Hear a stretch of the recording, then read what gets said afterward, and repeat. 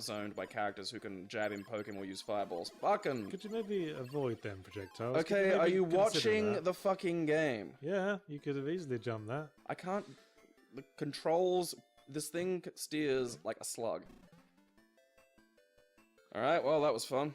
You're not a slug, you're I'm a going dragon. to fucking kill you. Fucking... You just wait, Charlie. So yeah, I wanted to bring up the topic of pro gaming, because this is something I've thought for a while. I've got a couple of friends who are into it, and when I hear about it, it always seems to be this anomalously popular thing, especially in like MOBA tournaments and stuff. MOBAs are huge. Can't explain why, but good lordy, they are popular.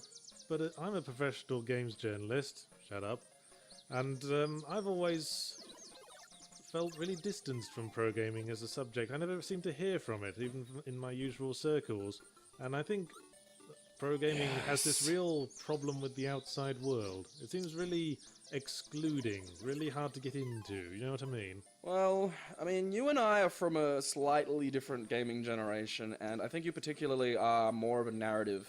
You know, yes. your favorite games aren't competitive games. But I might be interested in watching a competitive tournament, but I'm not even sure where to begin, and it seems that there's no attempt to outreach to a wider community that isn't interested in playing the games, but might be interested in watching something if it's framed as a sporting event. Well, gaming also used to be fairly heavily mocked. So people just, people who play video games, people who play video games, in any pro capacity, just don't think it's a thing to talk to go, hey, come watch this. Like, it's just, we just figure it's not your interest, so why would we bother you? Well, I've always thought when I've seen, heard stories of pro gamers and heard from actual pro gamers, they always seem like kind of douchebags.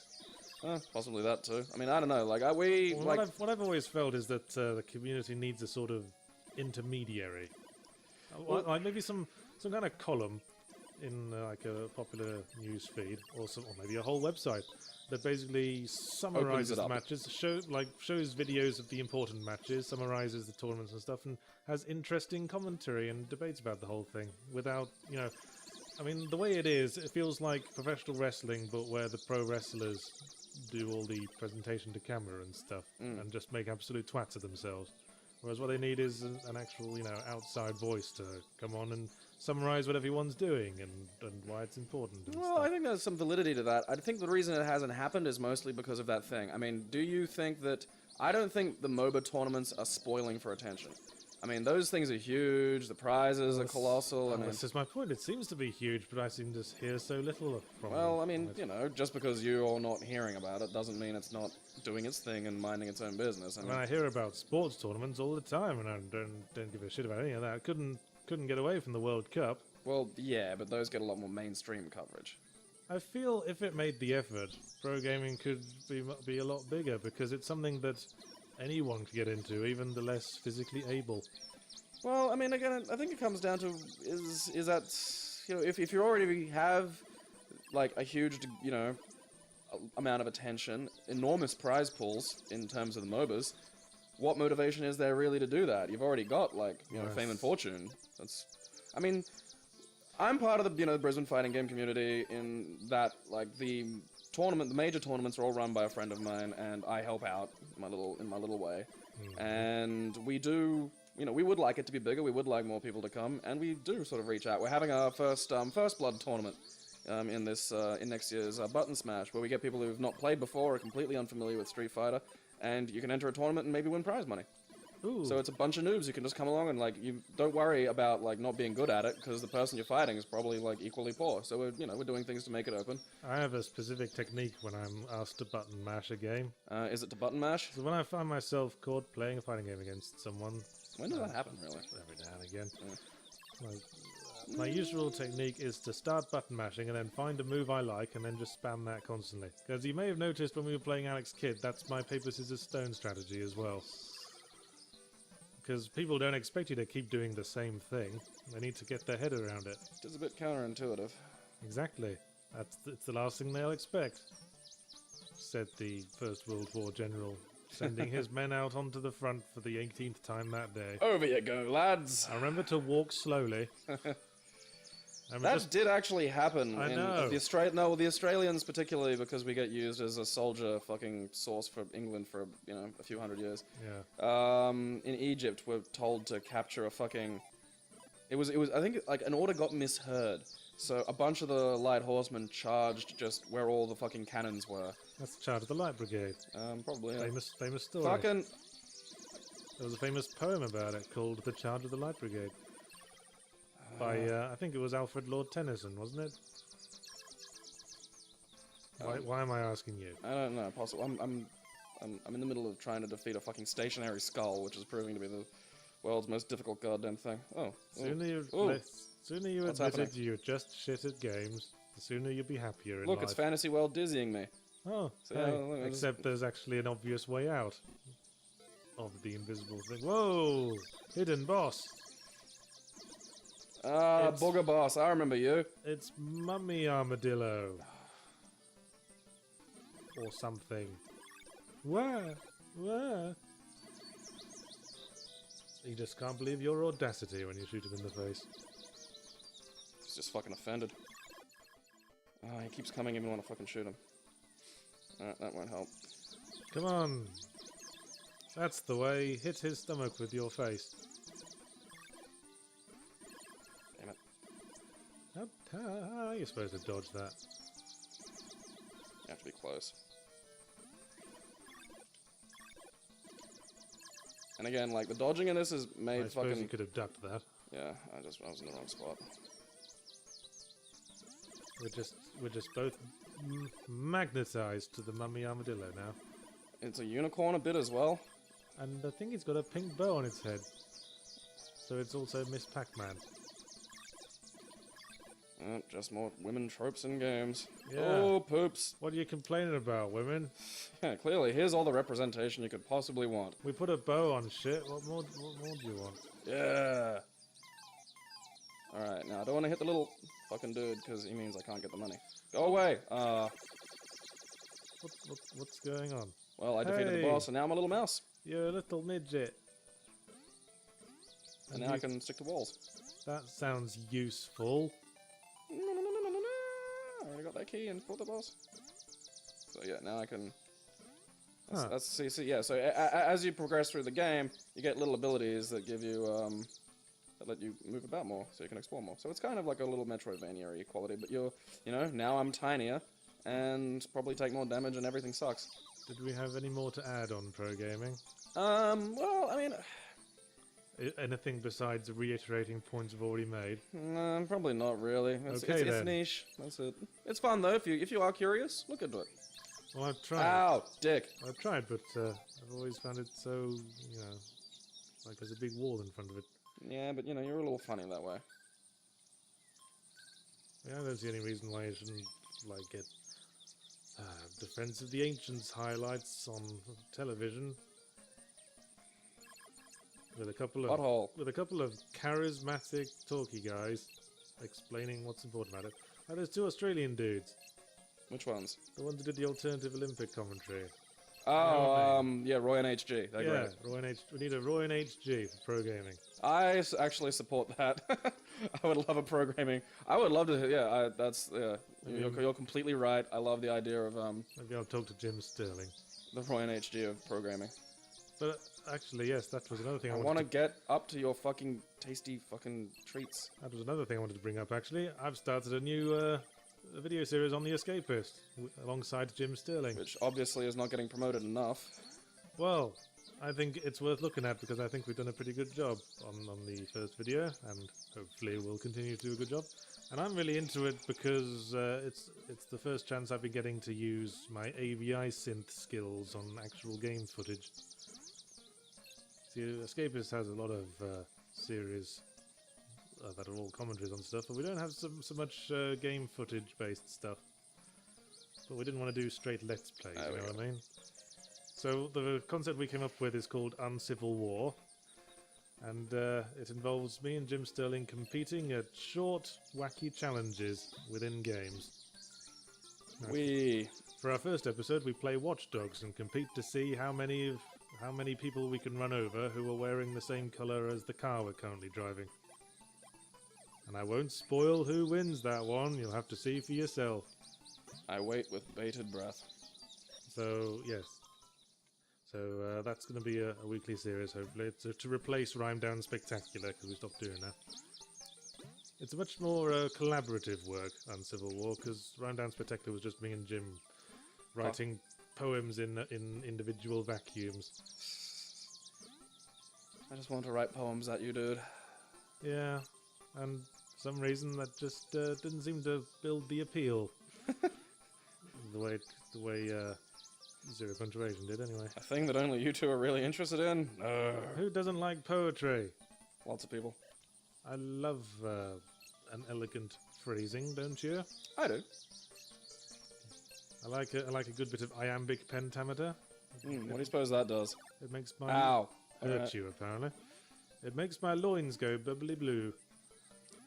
Alright, well, now that you're... Dee-dip, dee-dup, dee-diddly-dup, dee-diddly-biddly boggly boom. Shall we get... Fuck! I like a rhythm in a sentence. Fucking dick butter. Well, now I've done my plug. Perhaps Great, that's just super...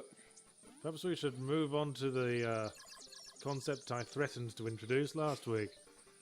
And aren't we all regretting this? Yes, we asked for your questions to fuel a Q&A section for the last 15 or so minutes. And, well, you came out in force, didn't you? In quite a few avenues. We had a few under the comments, a few went directly to Gabe. Yeah, because Yahtzee didn't bother reading any of yours, so that's, you know... Yeah, so a few people tweeted questions to my Twitter account. Those were basically wasted. Well, just because when we were putting them together today, we didn't even bother looking at that. We just looked at all the questions you got on your Twitter, and then we looked at the comments under last week's video. Because that's what we said. If you'd listened last week, we said keep it to Gabe's Twitter or under the video. But oh no, you knew better. Oh no, let's go straight to the source. But anyway, we got a big list of questions and the names of the people who posed them. Most of them from Gabe's Twitter account at Gabriel N. Guard, Guard. If you want to send some for next week. If you want to send some hate mail, you can yell directly at me. So Ow! So why? I missed the dragon. I could shoot. So why don't we start with a question from Matthew McLean. Thoughts on the British monarchy, past, present, and future? Past, sure. That's just kind of how things happened. Present, bit weird. Future, really? I think there's nothing wrong with a monarchy in theory, but it only works in a smaller community. Because how those work is that you got your butcher, he butches, he has a son, and he trains up his son to be the next butcher because that son is in the best possible position to learn how to be a butcher. It was all pre the idea of, you know, Yeah. public education and what have you. Same is true of the baker and the candlestick maker, and the same should be true of the ruler as well. Only one person is in the best possible position to learn about statecraft and diplomacy and warfare, and that's the person being brought up by the current person who does all of that. So in theory, the hereditary monarchy makes sense. It's when you start bringing in the whole divine right of kings side of things, and start concentrating more on the spirit rather than the letter of the law. And start saying this person is going to be the next king, regardless of whether or not they've been trained to be king by their dad. Yeah, or how good they actually are at it. I think that's where it got a bit skewed. It's like religious text, you know? There's a lot of religious text that says such and such is evil and should not be done, that reads to me like it probably just started out as good advice someone gave someone else. Like the whole thing in the Bible about not eating shellfish. Shellfish are not good to eat. Desert food. And they're not good to eat for a big part of the year. So, also, if you're getting shellfish while you're wandering the desert, it's probably not, you know... A lot of the time of the year, they'll just give you food poisoning. So that probably started as just someone saying to his son, maybe don't eat those because you'll be as sick as a dog. And that maybe someone wrote that down and they got queered into religious teaching. I think the same might be true of not touching women that are on their period. I think someone maybe said... Oh, my shield just blocked a thing! I think maybe someone took his son aside on his wedding day and said, listen, son, maybe don't touch it while she's got the painters in, because that shit will mess up your bedsheet. Communists in the fun house is And probably then suddenly my it favorite. becomes, God says not to touch the ladies when on the periods. Well, God says it's a good way of stopping follow-up questions. Well, quite. It's like, it's the next trump card to pull after because I said so, isn't it? Because God said so. Yeah, that's it. All organised religion stems from parents being too lazy to explain things to their kids. And that's why gays can't marry. Exactly. So, don't blame religion, blame your dad. blame the universal dad for not wanting to get off his armchair and stop watching Super Bowl Sunday to explain to you where babies come from. The All-Father. The negligent All-Father. Monarchy in the Fucking present tits. day, that's another matter, of course. Personally, I don't think it makes a lot of sense. I think, I mean, a lot of... all the arguments I hear to support the monarchy these days are basically along the lines of, not along the lines of why there should have been a monarchy in the first place, they're more along the lines of why it would be more work to get rid of it at this point. Probably would be a hassle. It's like the Doug Stanhope thing, if marriage didn't exist, would you invent it? If the current British monarchy didn't exist, would you invent it? No. Why would you just hand out all this privilege to this one random family for having had the sterling good judgment to be born? Although I used to be more hardline against it than I am now, because I think it does serve a sort of role as the mascot of the country. They're like the dog. No one, everyone. If only you could pet the queen. Like, I'll just rub her head and just go, oh, you're a good queen. You're a good queen, aren't you? Everyone likes to have the dog around. You know, it's nice to feel like there's something that's totally dependent on us, and no one expects the dog to do shit. That's the royal family's job. That's a good attitude. Took me all the way back here. That's not what I wanted. Dick butter. I mean, I know we say that the Queen is the head of state, but you know, some people do that. They say, "Oh yes, the dog's the one in charge. Look the look on his face." They have vetoed legislation though, which I think is fucking peculiar for a democracy. Well, they have the power to, but they very rarely do. No, but they have. Like, I've read a thing on The Guardian about how they've actually affected policy. I mean, like, again, not The like only what I case call I massive know- shit, but The still. only case I know of is that the Queen stepped in when the former butler of Princess Diana was being No, there's been other things. investigated. Like, just for... policy stuff, like, not like... Well, do you know off the top of your head what they've been vetoing? Well, no, I mean, this was ages ago I read this. It's about, like, about a part of a year. Okay. Well, what do You you can, I'm have? sure someone could Google it. Do you have strong thoughts on the monarchy? Being an Australian, what's your perception of the monarchy? Speaking from the position of the Commonwealth. Well, the Commonwealth's dead. Like, it's the Commonwealth Games, pretty much. I mean, the whole idea that somehow if there's... It's kind of like the ANZUS Treaty, where we have a treaty with the United States where they'll help us if anything goes wrong. But you still consider the Queen to be your Queen, though? No. Goodness, no.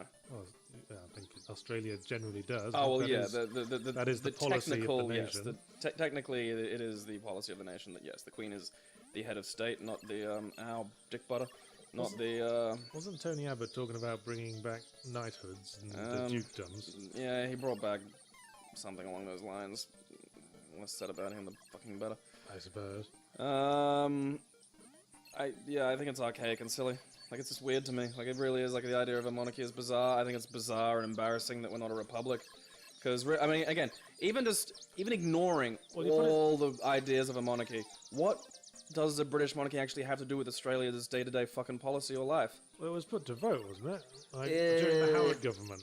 Yeah, the Howard There government... was a referendum. Yeah, on the whether or Howard not to become government a kind of republic. worded it in a way, kind of messed with the wording of it in order to make it just seem less appealing, because That's not what I've heard. I've heard the Howard government were in favour of becoming a republic. No, where'd you read that?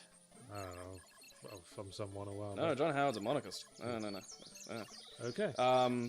People in the Howard cabinet have been It's funny how Republicans I've never met a monarchist politician who wasn't also conservative. and old.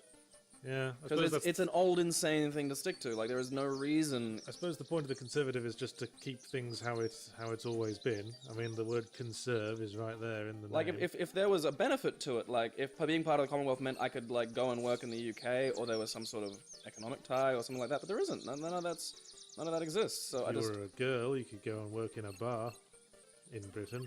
Seems like half the barmaids over there are Australian.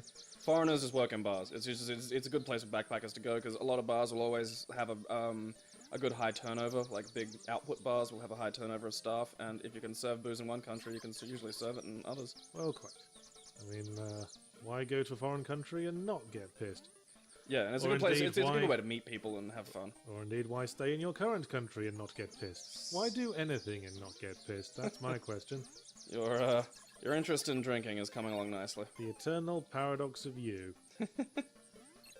Did you want to nominate our next question? I'm busy killing, so you can go through 'em. Okay. I wouldn't mind trying to answer as many as possible. So if we could like maybe pick one that we can just answer like in a second, like, well, that's a stupid question, something like that. Okay. Sam Wilkinson asks, what do you both think of compulsory voting? Did you listen to what I said? Well, just give a quick answer then. I think it's important. Okay. I do not vote, so I can't really comment. I'm not officially a citizen of Australia, I'm Yeah. only a permanent resident. But Are I never voted in Britain either, because I couldn't be asked. I don't think that's good.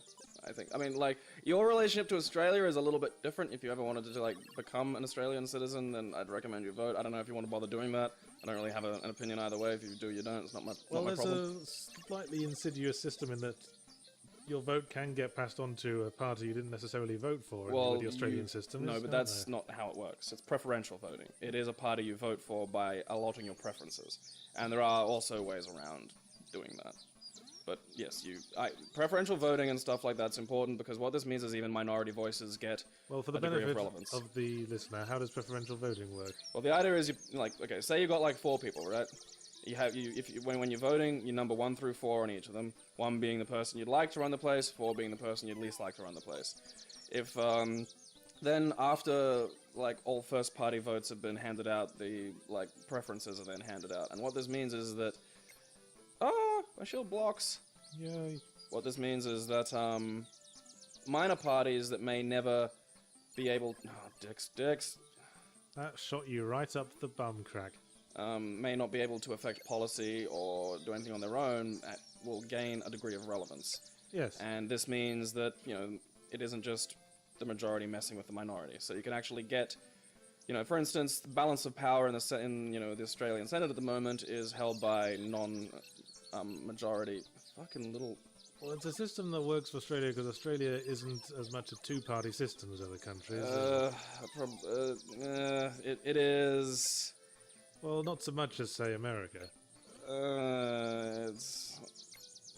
It's been a long time since someone not Labour or Liberal. But again, like the Liberal Party is a Liberal National Coalition. Well, they said the same about the Liberal Democrats in Britain, but they managed to get a coalition party going with the Conservatives after a while. That was weird. But Australia's got the Liberal National, Labour, and the Greens, who all have a presence in government. Yeah, but again, like it's still very and much. one weird one calls itself the Motoring Enthusiasts Party. That The kinda most recent confuses me. election had some gems, including the Palmer United Party, which is a uniting of all people called Palmer in Australia. Yeah. And yeah, the Motoring Enthusiast Party. Like, wait, if you ever bother to vote for the Senate in Australia, which I highly recommend you do because it's a laugh, you will find some, because just any nitwit is allowed to just go, I'm a Senate candidate, and pretty much, like, on one issue, they will get, like, votes.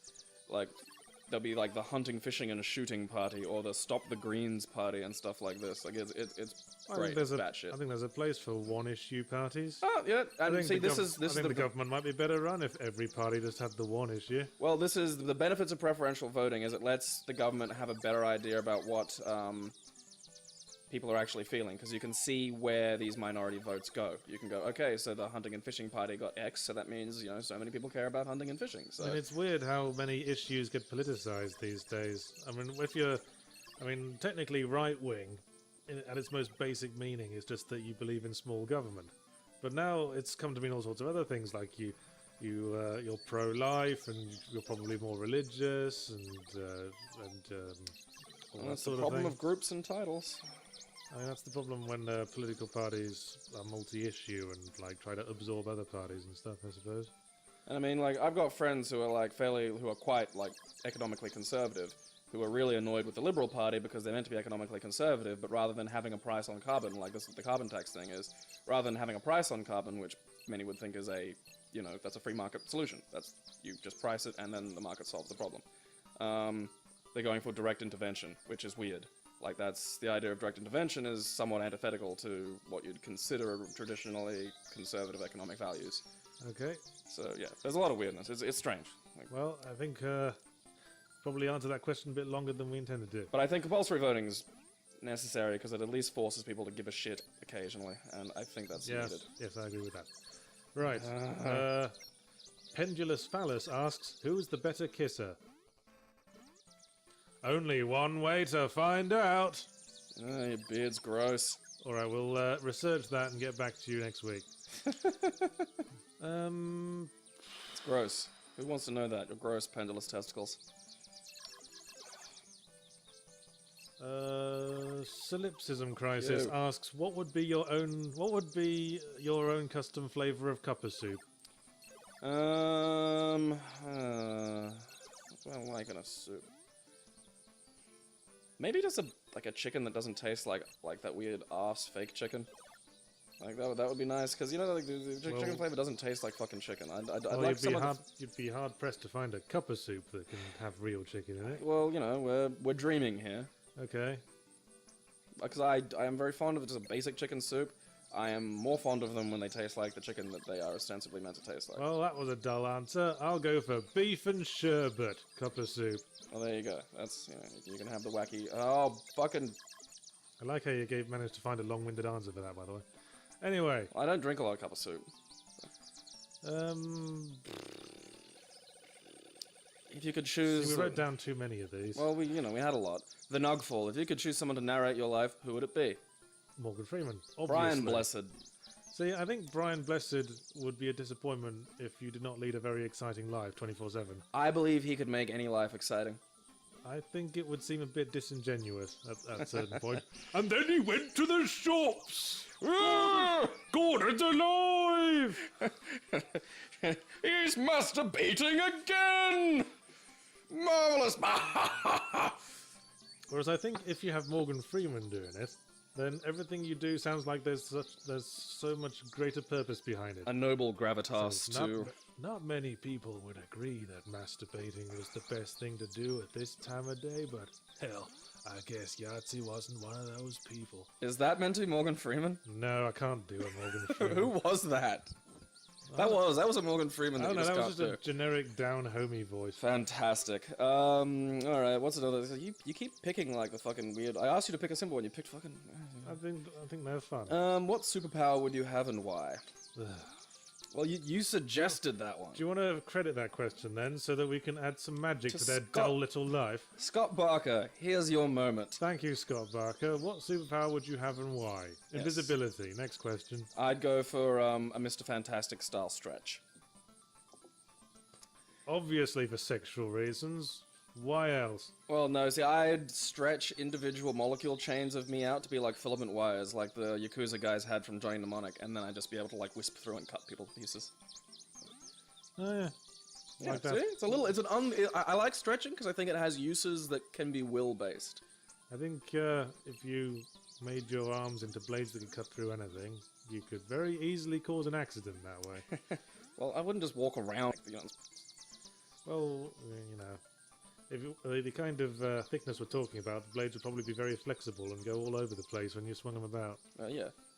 But you know, they're me. They're, you know, it's like how Mr. Fantastic has really amazing like control of his physicality. Like I presume that, you know, I'd train to make sure I could use them and know what to do. I'd go to like Xavier's school. That's what I want invisibility so I can go in a changing room and watch girls' tits.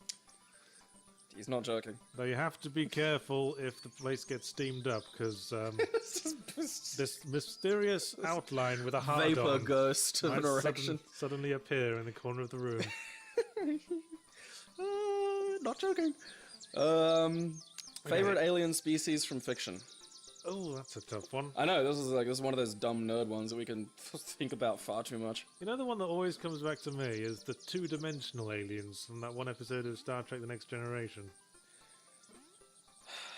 I don't remember. Well, the ship was being like moved towards the sun, and they weren't sure why.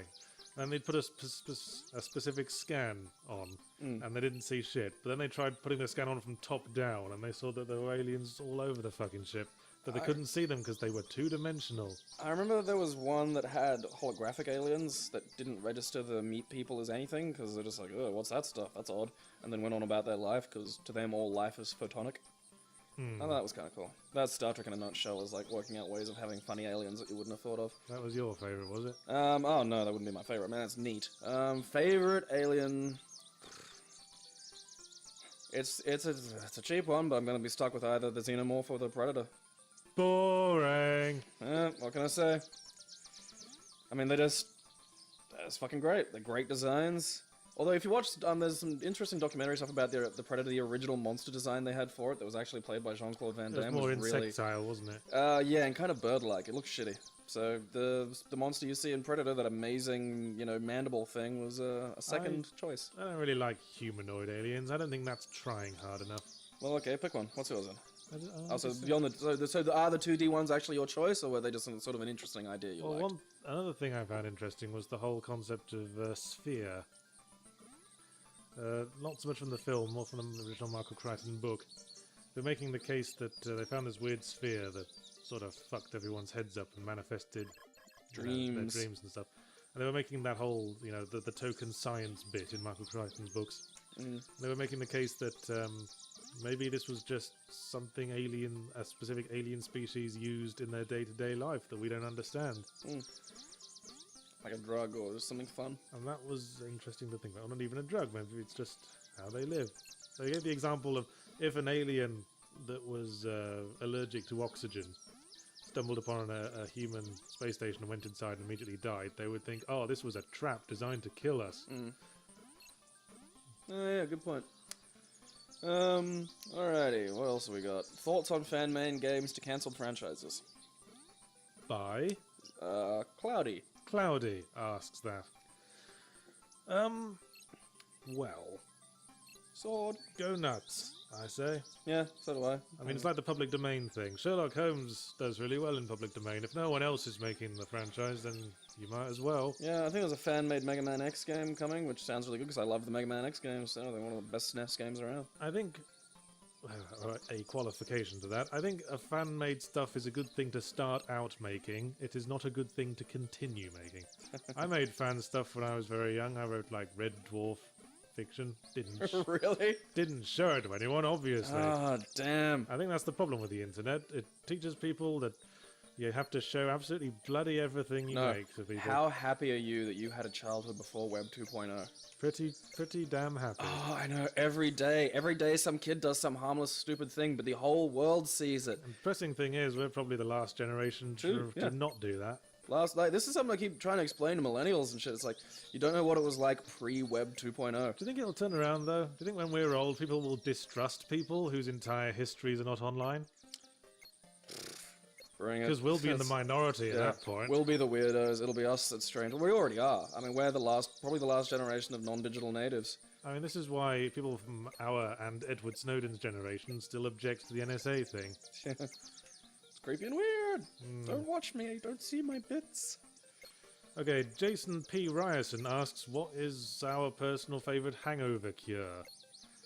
Do you have one from the old days? Oh, the hangovers I got, there was no cure. It was just hell. Blue Gatorade, generally, and sitting still. Because a hangover is caused by dehydration, isn't it? Yeah, so I find the best prevention for hangover is to stay just sentient enough during the night to have the odd glass of water between drinks. Okay, you know what my honest cure was? Drink again. I mean, if I had shit to do, the trick would be... Well, that's the other thing, isn't it? Yeah. Hair of the dog. Have a shot of tequila, because that gets your liver processing again, and it'll actually make you feel a little better. It does have an actual medical basis. Yeah, and so I'd have a shot of tequila. If I had something to do that afternoon, I'd leave it at that, and then just drink lots of water. And the idea is you can then kind of rehydrate yourself, put some sugars into you, and sober up slowly over the day, and feel a bit less shit. My usual approach when I'm hungover is to get in a big stodgy breakfast. That usually just comes from the fact that I can't be bothered making one, so I'll just go to one of the nearby cafes. There's the place around the corner that does a lovely French toast made from raisin toast that incorporates Nutella and strawberries and mascarpone, and oh, it's lovely. Oh God, that is a lot of sugar. I suppose, yeah, that's good. It's good for the hangovers. Yeah. That's nothing. I used to live near a place that for a while did French toast with croissants. Again, with chocolate and whipped cream and strawberries. That's hot damn. That's a sweet way to start the day. Shit. If you could, okay, Bradley Clary asks, if you could switch the genre of one game, what would you pick? Better make this the last question, because we've kind of let time run away from us with all these interesting questions we were answering. You creeps. If you could switch the genre of one game, what would you pick? Yeah, see, I actually like this question. I think there's some fascinating room in this one. What do you want to answer first, then? Okay. So, I guess it can't be a game we really like. Well, I mean, my first instinct is to make more shit fighting games, but as characters from other franchises occur in more fighting games, Well, it's already been done a bit, you know? When you say genre, do you mean in the sense of story or gameplay? I mean, Probably, are we talking about turning maybe you could choose both. Like, are you we could talking argue about one or the turning a other. fighting game into an adventure game, or turning a sci-fi horror game into a fantasy horror game? I'd love to turn a point-and-click fighting game. That'd be fun. Yeah. Well, they did that in Indiana Jones and The Last Crusade and Fate of Atlantis. Well, yeah, they had the fighting moments, and you could do the cheat and push tab to get the knockout punch. Yeah. And then there was that big guy that you thought you'd be able to cheat your way through, and you just punch him, and he goes, "Ha ha! Your American tricks won't work on me!" And then you shat yourself because you weren't ready for that. Yeah, the fighting mechanics in that were not what I'd call terrific. They were a little bit lackluster. I hope anybody actually watching the video is asleep by now. I did see I saw a video a while back of a mod to Dark Souls that turned it into a first-person game. Huh, that's interesting. So that looked quite interesting. So that might be mine. Maybe, crank the armor value on him and give him, a gun or something? Yeah, first-person Dark Souls, and then later on they give you a machine gun. Yeah, machine gun. Just for the catharsis. Why, probably should have gotten to Q&A earlier, considering we made a big deal about it. Why, hello, Great Grey Wolf Sif. That's a nice melee weapon you've got there. Rocket launchers! Rocket launchers. This puppy's getting put down. Yeah, so that's probably... I'd like to see it. I guess we better cut it off there, then. So we learned bloody nothing about Wonder Boy 3, except that it's... What are you doing? I've been doing this for a long fucking time. I've been waiting just for you to say stop doing that, but you haven't noticed. I've only just tuned in and noticed. Yeah, I've been basically just playing Shield Pong with this, rad cloud dude for a while. So, well, that game went bloody nowhere then, but I'm glad we managed to get some interesting discussion down. So, if you've got more Q&A, and just as a... Here's Yahtzee's chastising moment. Just as an initial rule of thumb, we tended to favour the non-game related questions when we were picking ones for this, because I get asked gaming questions all the bloody time. I think that and a lot of the questions game related were, have you played this game? Yeah. Which doesn't sort of lead to a lot, because what if the answer's just no? And questions related to my work and stuff have all been answered in various interviews or whatever. Yeah, I mean, you've discussed how you make the zero punctuation videos. Asked different questions, like the one about the British monarchy. That was fine. I had stuff to say about that. Yeah, I don't really care. I'm easy either way. But I think, my thing would be just, have you played this game is probably not going to lead to an awful lot. No. So, there you go. Again... Put your questions under the video or in Gabe's Twitter. Because he just loves them, as you just heard. In the meantime, let's leave Gabriel to continue catching clouds. I have to pee so bad. And let's all move on to pastures new. Once. Yeah, I've heard that before from you. You need to go to innuendo camp. Yeah, I need to flex my innuendo muscles. Alrighty. Good night, you sons of bitches. I would provide good innuendo, but no one's given me one.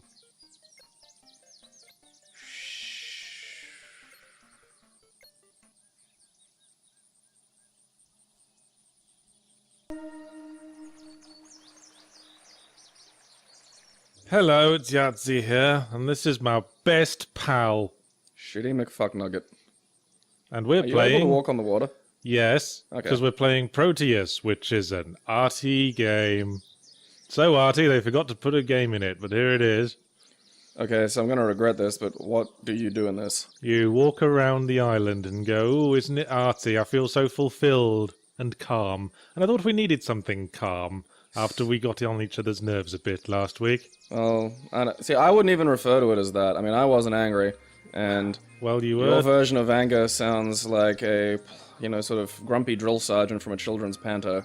Well, I did get a bit exasperated at you, That's a funny sound you make when you get exasperated. because you were treating me like an idiot for disagreeing with you. Yeah, but see, you do that whenever... Before we sit down and start these records, Yahtzee will usually just start haranguing me. Well, Because- I'm trying to get your energy out. Yeah, see, man. this is what I mean. And you have to understand then, it blurs the line between... I can't tell whether you're actually responding to something or whether you're just trying to get a rise out of me for the sake of chuckles. I'm not trying to get a rise. Look how calm I am. Oh, look at that tree. It's so retro looking, and doesn't it make you feel so calm and nostalgic? This and Oculus Rift with some, like, mellow, not hydro, would probably be there a is fun some- way to spend the afternoon. There's some mellow music you might not be hearing so well. No, I can hear it. Okay, so what... Is this literally it? Like, you just walk around? Like, can you there's a interact with little- anything? Well, there's a little bit more to it, as Okay, we yeah. might discover as time goes on. I figured there had to be... Mostly it's thing. just being calm and calm. You're not picking up anything, you don't interact, there's no cursor. Well, sometimes you run into, like, animals. Not around here, though. I get the feeling like you're holding something back. Like, there is a thing, but you're sort of waiting until we discover it. Well, you might be right, but it'll take a while. Alright, cool. No, that's okay, provided I know there's something coming, because otherwise it's going to start, like, just confusing me. I mean, it is. Well, it's... don't be confused and be calm. Don't be confused. Be calm, man. Look how calm we all are. No, but it's like, you know when someone starts telling one of those long jokes that you know is just a shaggy dog, and you're kind of just like, alright, I know where this is going. It's a bit like that. Like, when I know that there's a trick or something, I'm just like, alright, look, I get it. You don't have to do the build-up. Yeah, speaking of last week, there were a lot of comments on that video. I'm glad I don't read them anymore. They were pretty divided down the middle. Some people were saying I should have punched you in your fat face. Actually, that made me laugh. I got a tweet from someone that I think he posted the first tweet after we'd watched like the first half of the video. He said to me, "Yahtzee, why do you always cut off Gabriel? Why don't you let him finish what he's saying?" And then there was a second tweet, which presumably had been posted after we'd watched the rest of the video, which said, "Never mind, interrupt him as much as you like." To random internet person I don't care about. Because we had a basic falling out over the fact that I don't think it's possible to objectively say what a game of the year is, and Okay. Gabriel takes an opposite view. No, I don't. See, the problem is Yahtzee does this thing where he will use, like, sort of extremely literal interpretations of words as opposed to more context-sensitive interpretations of words. Like, to give you a textbook example of this, one time we were discussing areas of study, and I was talking about how, like, I'm doing sort of education and history and English, but it was hard for me because I find everything interesting. Yahtzee took this to mean that I mean everything, as in literally everything, and then proceeded to point to a point on the wall. An animal. That's an animal? Oh, alright, yeah, that's an animal. Look, they're bouncing. Look how calm we are. Oh, they're frolicking. It's springtime. Oh, go. Does this cost money, this game? Be free, my friends. Be free. Can you chase one into the water? Well, let's see. Be free in this water. Okay, he's the ultimate freedom now. Godspeed. Yeah, so my problem is, I don't want people, and it's happened a bit before, people have just on Twitter have just like started sounding off me, what do I think? Like, my opinion's massively relevant to what they're talking about. I don't want to talk with authority about things. Maybe they don't want an authoritative voice. Maybe they don't want some grand No, objective perspective. people have. Maybe they just want an insight into you. And you do that. You also, you get by on authority. That's what popular critics do. You have to have a sense of authority. You have to have a reason why your opinion is more important than just any other random opinion. I'd say an authority, when you say authority, a critic is still only an authority ultimately on his own opinion. I think a lot of people don't understand that. Like, come on, dude. People gave you fucking hate mail for the way you reviewed the last Smash Brothers game. Well, yeah. because Because again, does your opinion hurt their ability to enjoy the game? I like to think maybe I was speaking to some repressed instinct they were trying to ignore. But see, this is my problem. So I will talk with authority about shit I feel I can have authority on, but on the extremely subjective matters like this, then I get a little bit less content about it. I just didn't get why, because this goes Because it was back... a semantic fucking... We had this this conversation before we sat down. This goes back to our Final Fight video when I asked you for a Game of the Year nomination. I didn't get why you'd say anything other than what your favorite game was, because that was what I wanted. Well, yeah, see, they're different things to me. Okay. That's the thing. You said Tomb Raider, and I took that to mean that Tomb Raider was the best game. Oh, Jesus shit, no. Okay. See, that's again, you've just demonstrated that. Like, I think if most the best game as opposed to my favorite game, you just did exactly what I've been worrying about. For me, it's a clarity of communication thing. If most people go to someone and say, "What would you say was Game of the Year?" I would say most of them would take the answer as a recommendation. So I think just to avoid confusion. I think the internet's built toward hostility these days, though. Like, websites will deliberately... deliberately... you're just getting what you put into it, man. Oh, dude, come on. Websites don't put up, like, here's our Game of the Year to get, like, conversation and clicks. Oh, I was almost getting riled a bit there, but look how calm I am now. I'm going to climb to the top of that hill, and I'm not even going to shout, I'm just going to say hello to the morning breeze. But anyway, yes. Yes, So yeah, we had a semantic difference, which... yeah. Resulted in what I want to call anger, but didn't really at the time recognize it as such. Right. You were being a dick then. You express anger like I imagine someone in a Barney costume does. Like, it just came through this weird layer of, like, repression, and I don't understand, like, really getting that angry about fucking anything. I just hate when I feel like you're talking down to me, man. You do that to me all the time, and I don't react, and that's what gets you. I've seen you do. You always try to, well, and that's again from when you do it to rile me up to get my energy up at the start of a record, which he does. Like, you don't hear the things. You'll just come and just like you'll just start nitpicking me. I found a thing. Huh. Actually, I'm kind of. This is a little interesting. Like, I'm not gonna say gripping, but I like the idea of wandering around and then you just stumble across, like, artifacts of perhaps a lost culture or something. And yet you didn't play Minecraft much. Well, that was user generated, wasn't it? Well, so is this. Wait, so... Well, it's randomly generated, but I think there's always the circle of things and a couple of other features. Oh, so it's completely randomly... Yeah, the island's randomly generated. Oh, that's a little less interesting. I was kind of hoping there'd be sort of a set. Yeah, I don't see what your problem is with proc gen, man. Well, I mean, I again, if you like it, it's great. I don't mind it in certain circumstances. I like the ability to feel like I've explored everything. I'm gonna stand next to this thing and watch the sun go down. I'm gonna give it a name. Berthold? Charles. We'll hyphenate it. Look, Charles. It's the sun. Can you walk through it? Is there clipping? What's the... Yeah, there's clipping. Right. Clipping ahoy. Although you can walk up pretty much every slope and across water. You can't fly, sort of, you can't just levitate? Nope. Alright. I can walk a boot. I think, like... But anyway, now that we're such good chums again, let's move on. There are times when you annoy me. Well, there was another thing I wanted to air, actually, if you're willing. A couple of weeks back, we were talking about Six String Samurai, and I said I didn't like the editing. Yeah. And you immediately started mansplaining, saying, "Yeah, I need you to understand it was supposed to be like that." Yeah. And that annoyed me a little bit because I felt like you were talking down to me there. You assumed I didn't understand. No, do you watch a lot of cult cinema? I watch films. I'm entitled to an opinion. I'm not saying you don't have an opinion. I'm just saying, like... It was just the words you used. You didn't say, my opinion is. You didn't say, I think it's supposed to be like that. You were saying, I need you to understand that. I thought that was... Well, no, because it does shape... It'd be like someone coming to Resident Evil 4 and complaining that Leon can't walk and shoot at the same time and saying that ruins the game. Like, not to that degree, obviously. I don't think it's an invalid thing to not like it. I just think that to think of that as a deficiency of that specific movie is mistaken. Well, it got in the way of my enjoyment of the film. Right. Yeah, and that's a valid personal opinion, but to extrapolate from that it was a fault. It was not. And like a sort of a fault with the film, I don't think is. Well, it wasn't so much that as the way you were mansplaining about it. Why you keep saying mansplaining? Because it's the perfect word. It's like assuming that someone thinks something because they haven't thought it through properly, so you just have to explain it to them harder. Well, we just went through this. You don't watch. Do you watch a lot of cult cinema? I watch cinema. All right. See, now you're like man voiding the the question. I think we're getting away from the purpose of these videos. Mantastic. Let's go to a man topic. Mantacular. Actually, Pac-Man? something weird's happening. Do you see those? Clouds? See those lights? Are you getting clouds? No, the little lights moving along the ground. Oh. Ah. I'd better go and investigate in case they need calming down.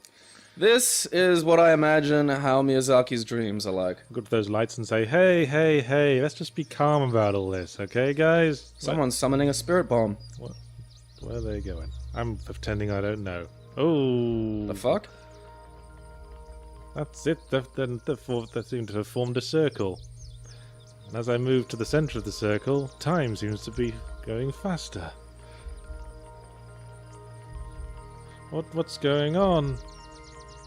What would happen if I stand in the very center of the circle? Oh, no, I think I'm losing my calmness. No! No, I'm losing myself. Oh, it was just giving me a nice change of scene. Oh, I'm calm again now. Thank you, little birdies. Or dandelion seeds, whatever they are. Aren't you calm, Gabe? I don't know, man. Your calm voice gives me the willies. Oh, that's just you taking all the burdens of the world with you. Leave those burdens behind and join me in my calm little dungeon. Drink my special calm drink. Yes, attach these calm little manacles to your wrists and ankles.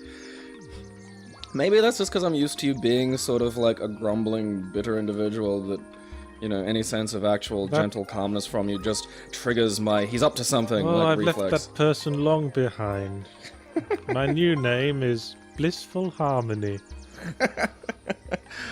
I am calling you that from now on. Okay, I'm too calm now. I'm going to read aloud this quote from EA to piss myself off.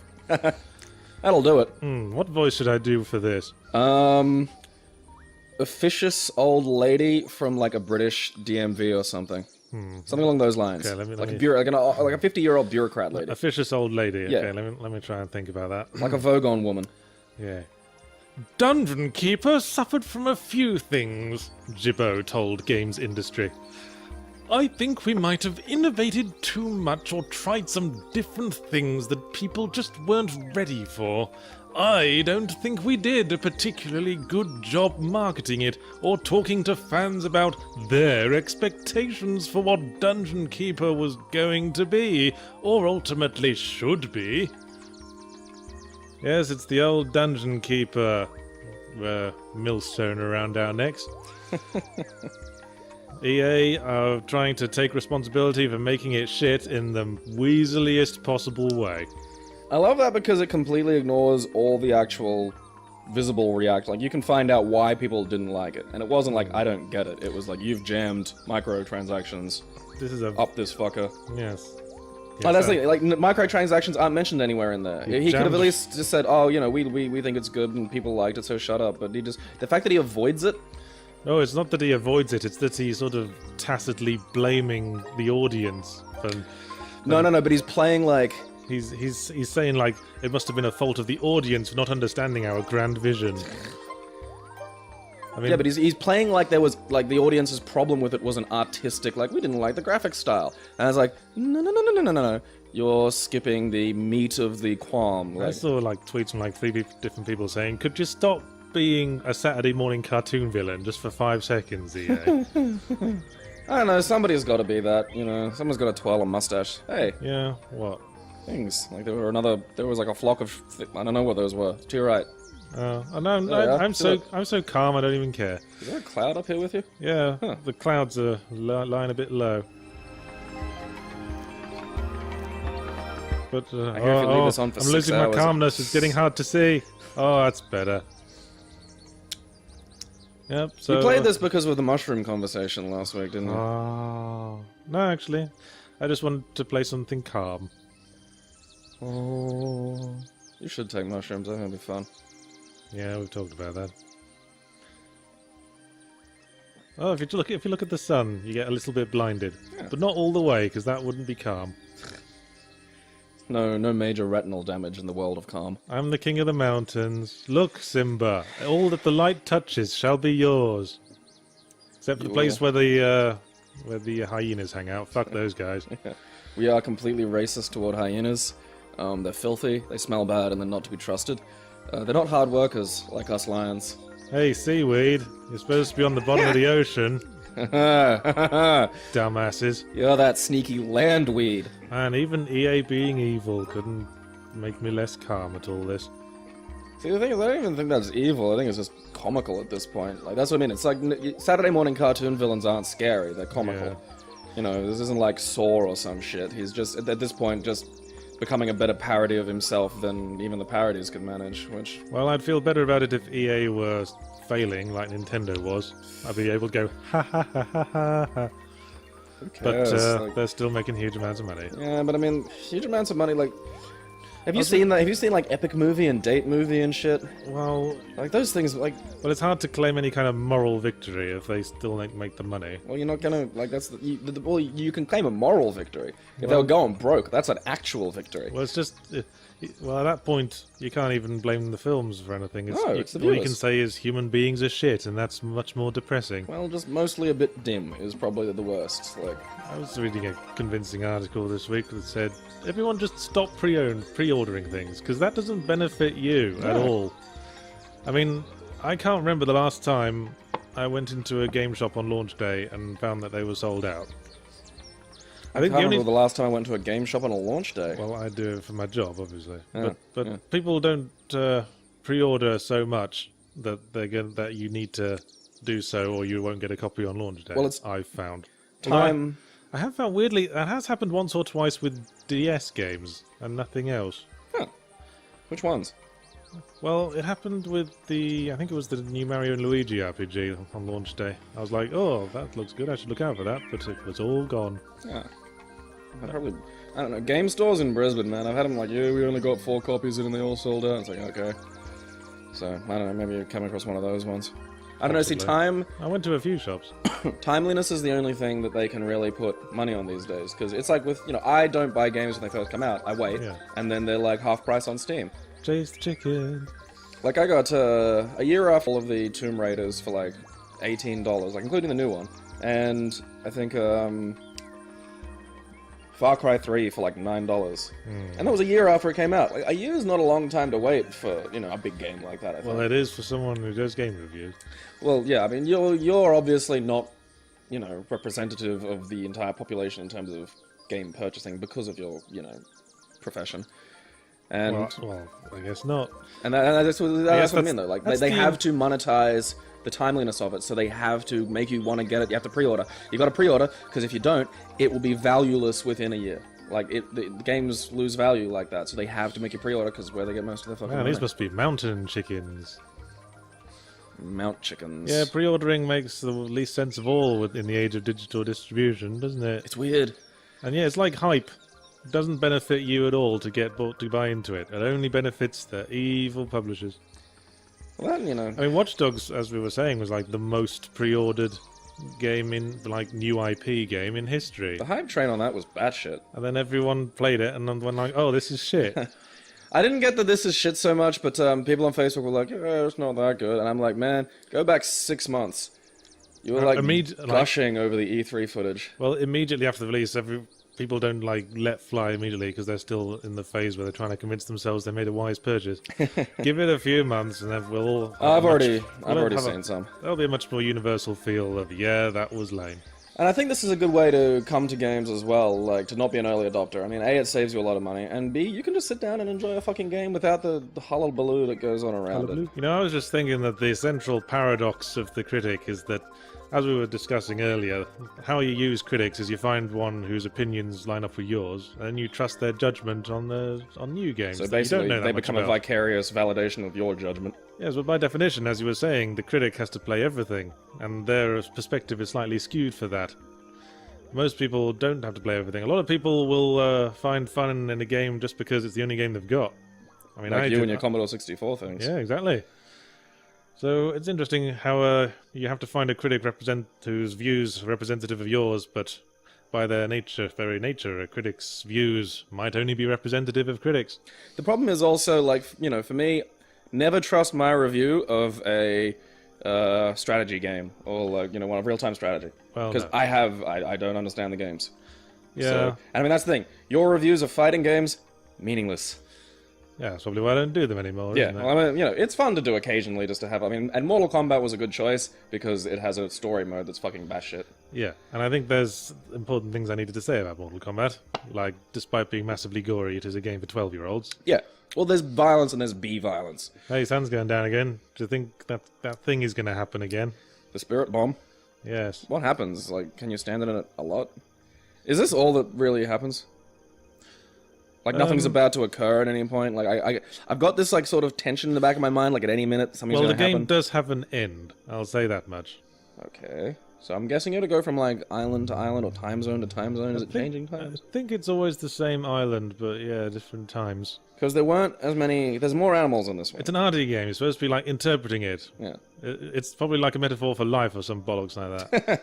Blah, blah, blah. Cycle of life. Blah, blah, blah. Meaninglessness of it all. Blah, mean, blah, I'm gonna- blah. Art. I'm going to go out on a limb here and say the next time zone will be autumn, and the one after it will be winter. Ah. As Summer lovin'. Having a blast. There's the weird white particles in the air. Come to me, particles. Take me back with you, mysterious white lights. I'm bored of this colour scheme. Need to see something different. So yes, EA are twats. But then we all knew that. Yeah. I know. It's like, it's... But again, I think the comic, the Saturday morning cartoon villain, where it's just... You know when people get, like, that kind of bubble thing going? I remember when Jack Thompson was a thing. And I think it was, Yeah. the just evil lawyer guy. I'm fucking around. I remember hearing, I think it was one of the Penny Arcade guys saying, we should be grateful for Jack Thompson because if he went away, someone actually competent might be the main voice against video games. I think if you're going to be making the arguments that he was making, you are almost never going to be competent because they're not competent arguments to make. We found the little biscuit circle again. Biscuits! I mean, Oh, there's only so much you can make up about... Oh, it's happening. Yeah. Do the constellations change? What's with The sky sort of- just rotates around, I think. Okay. Oh, the big cluster in the sky. If that was like new or what happened there. Whee! I could watch this. I could just watch this, actually. Look at that spider. Oh, wait, that's the sun. It's a fat ass spider. Nah, fuck it. Yeah, let's just... So, we didn't have much else to talk about. It's being the summer games lull, or winter games lull in Australia. Oh, hey, this isn't very autumnal. If anything, this is less autumnal than the last colour scheme. Do you think maybe it goes through like faint shade? This could be winter. I couldn't even guess. Blue trees? I'm not sure that it's winter. I mean, there's still leaves on the trees. Maybe this place operates on a whole different set of seasons. Maybe there's like 8. Oh, maybe we're on another planet. Yeah. It's like No Man's Sky or something. This season's called David. Those look like mushrooms. Those must be mushrooms. Then Yeah. I would better eat them. Yeah, yes. Om, Always grom, eat grom. all fungus you see. No bad can come of Om, that. grom, grom, grom, grom. There, I can't see the mushrooms anymore, therefore we ate them. We interacted with the landscape. So we had another bit of intel that was Smash Brothers is announcing a new character on Monday. Oh, crickets. Ah. Smash Brothers announcing a new character on Monday. They've already announced Pac-Man. And I think Mii's are going to be Knees a are in character. them, yeah, you can, which is, cute. So I guess Senor Cock-on Face is going to go all the way to the top, baby. I do love just... Because that was the first thought. It's like, hey, Nintendo, we're not going to let you touch anybody on the internet because it's full of scary lunatics. And as much as their version of online was, like, just a bad idea, they were right. Like, the internet's just full of horrible fucking jerks. Well, that's what you have to put up with. Yeah, when, like, I just- when you it's- allow everything. That's the thing. Like, they are so... Internet jokes are so easy to block out and ignore. Did you hear about the 4chan and Tumblr raid that happened recently? There's a recent one. I knew about the Well- Air one from ages ago, but... Well, Tumblr, the most easily offended website on the planet, decided, oh, 4chan, It's just full of monsters. We'd better go over there and tell them not to be such jerks, and then they'll have learned their lesson. And 4chan being the most offensive website on the internet. And so they did that. They did a sort of half-hearted raid, and then 4chan raided them straight back. So sending them a load of pictures of gore and porn, and putting them on all the tags that are most popular, like Doctor Who and Sherlock and stuff. And then Tumblr started yelling about how 4chan was harassing them. That's exactly what they want. There was some... This is what I mean, like, in my day, bullies came over and hit you. You couldn't ignore that. Someone trying to annoy me on the fucking internet who isn't even part of my social circle? Great! I mean... That's the best, that's hilarious. That makes my afternoon, gives me something to do. I mean, all the Tumblr tards were talking about how 4chan was posting stuff that were triggering them, and they were having suicidal thoughts and going to have to cut themselves because of a picture they saw. If that's all it takes, you need to go get actual treatment that's not on the fucking internet. It's like going to the school bully and saying, "Don't tickle me because I'll piss myself." Yeah. Also, I've taken up ballet, and my parents are getting divorced, and I have this giant pimple. Hey, why are you tickling me? I just said if you tickle me, you'll trigger my piss reflex. Well, I mean, it's the old thing of, like, in Brisbane you can go and want to sit at a bus stop, and every now and then there's just a fucking crazy guy there. And maybe this crazy guy is, like, looking around, like, he's covered in feces, and he just wants to hug somebody. Should I have the right to sit at the bus stop? Yes, I should have the right.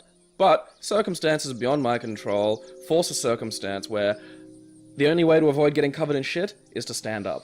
And that's what you have to fucking do sometimes in a world where you live with other people. And literally, it's so easy to just, they're gonna post shit to tags, ignore those tags. They'll get bored, they'll go find something else. If you ignore 4chan, eventually they go away because they need the response. This is why rule 1 of the internet is don't reply to trolls. Yeah, don't feel, because that's literally what they want. Yeah, any reply. All they want. Yeah. You reply to trolls, I don't know why. Fun.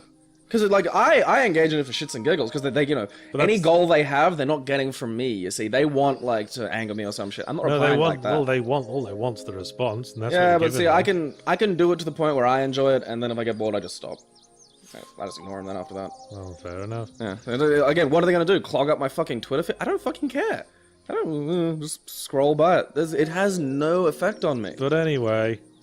what are your predictions for the new Smash Brothers character, Like We Care? Let's see. I wonder if it'll be another classic. See, I like Smash Brothers for fan service purposes, but the gameplay is. Well, I have to understand they're not gonna be able to rely on classic characters forever. There's a limited amount of those. Well, we read this article on The Escapist, and there was a bit of editorializing on the article saying that their money was on Bayonetta, and I stand by my position that is never going to fucking happen. I think it's an easy fit. I understand why you think it isn't, but I think that she's easily enough toned down. Like, her big hair attacks are easy enough to replicate. Yes, and did you ever notice that when the big hair attack happened, all her clothes disappeared? That's probably an easy enough thing to make not happen. She could probably just keep her clothes on. I don't think you could get away with it. I think it's a part of... I think her character is too inherently sexual. I don't know, Even man, just looking at her, she's got her tits out and it's got a big bum. They'll probably she can be made PG relatively simply. I don't agree. I mean, her basic attacks... Zero Suit Samus is pretty sexy. Her basic attacks are stripping naked and putting monsters into sexualized torture machines. Which they'll probably just not put in. And Zero Suit Samus... That's what I mean, you're wearing... Zero Suit Samus isn't the same because Samus is kind of a bewildered by their own sexuality sort of character. Like Ryu. Someone who's just so badass that just... I mean, they have no sexual intention in their manner, even when they're wearing a skin-tight outfit. They just you don't cannot understand. say the same about Bayonetta. Oh, Lord, no. No, but I mean, again, I maintain that things like this can just be toned down. They'll slap the game in there, they'll slap her in there if they're going to do it. I don't really care either way. I mean, I bet they probably aren't, but I think if there was an argument for a left field character to just pop in, I'd say, yeah, probably Bayonetta. I really don't. I think it would be a bad idea, if nothing else. Because we might get all the kids saying, "Oh, what's this game? I should play it. I should play it and see and get some background on this character." Google the Bayonetta. Well, how did that game end again? Like killing God inside a meteor with boobs? In a really excessive way, yes. But then that's Japanese games for you. I love it when the Japanese get a hold of Western Christianity and sort of name a Japanese game that doesn't end with killing God in some way or another. That was a huge fad for 10 years. It was just But it's great. It's always like Japanese interpretations of Abrahamic faith traditions are just fucking always entertaining. I think it's just they're using Abrahamic like names and figures and plopping them onto the usual template. Yeah, it's funny to me. Like El Shaddai was a mostly blah game, but it was interesting to see. Again, that kind of baffling, sort of crazy anime take on. I think there are better ways to raise the stakes than just saying, "Hey, you gotta kill God now. He's got the highest power level." How do you know he's God? He's the highest HP. Duh. I mean, you compare that to how you raise the stakes in something like Game of Thrones, was just like really elegant. It's almost like the sledgehammer versus the switchblade. Just like a little poke here and there, and suddenly everything falls apart. Yeah. Well, I mean, I probably appreciate the sort of Game of Thrones style a little more, but there are times when a sledgehammer's fun. Game of Thrones is me, and anime killing god plots is one of those screamy internet reviewers who just swear and scream at the top of their voices. Cunt! Ah, fuck cunt! The Bumble shitty fuck! The smashing sledgehammer versus the cutting blade. That's how I like to think of it. Yeah, that's... If you like the smashing sledgehammer, go nuts. I mean, I like bottom. I can't judge. Bottom is fairly sledgehammer. I think the little particles are Sledgehammer smeared with poo. That somehow gets stuck up Rick's bum. Yep. Again. Still better at feigning violence than professional wrestling. Depends. Well, whatevs. I see some Japanese extreme wrestling where they like jam a whippersnipper into each other and shit. Yeah.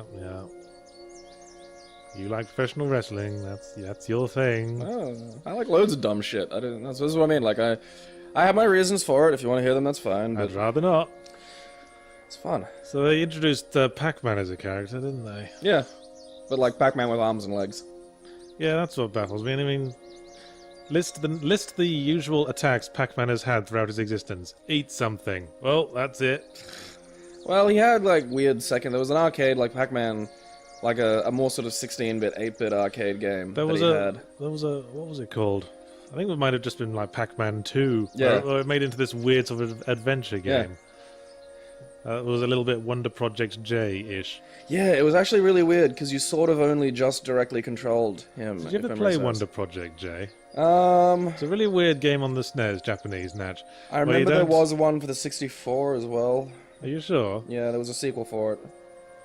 See, I hadn't heard that. I'm not sure you were thinking of the same thing. But No, it's one where you like pilot, where you have to like raise a young android girl or something. Boy. Well, All right, I can see your confusion. No, yeah. Wonder Project J. I'll look it up. I'm sure Wonder Project J2 is a thing. Well, I was familiar with the SNES one. That's just where you don't directly control the character. You just sort of put things in his path and train him. So when he does the right thing, you give him a biscuit. When he does the wrong thing, you give him a smack. It's just about training him to do the right response so they can get through a specific sequence Yeah, Wonder of Project events. J2, raise a girl. On the Nintendo 64, yeah. Oh. Yeah, I only need the SNES one. Hush my mouth. Well, I mean, why would these be released outside of Japan? Well, in that era. I mean, these days you can probably release someone translated it to English and... Weeaboos! Weeaboos! Quite. God bless them. I was wondering what the origin of the word weeaboo was. See, I've heard earlier versions of it that just had nothing to do with this. So I think the recent... Well, I did look this up after I got curious. Okay, well, off you go. Apparently there was some board that coined the term Wapanese to mean white Japanese. Fair enough. In the same context as Wigger to mean white nigger. Fair enough. Like, the white boys are really into rap, but in this case, white boys are really into Japanese culture and want to be Japanese and think it's the best existence ever. See, being really into Japanese culture is one thing. Thinking it's a bit like wanting to be Japanese and thinking it's the best existence ever, that's getting onto peculiar territory. Like, I love rap, but, The point is that on this specific board, they started just for a laugh, they started doing automatic find replaces to swap the word Wapanese with the word weeaboo, which was a nonsense word that was in a Perry Bible Fellowship comic, if you're familiar with so that is comic. where it comes from. Well, yeah, this is how it came to mean Wapanese. Yeah, well, no, I just my first exposure to the word weeaboo was, it was the game of comic. weeaboo. Okay. Did somebody say weeaboo? Yeah. Because I think somebody said weeaboo. Weeaboo. Weeaboo.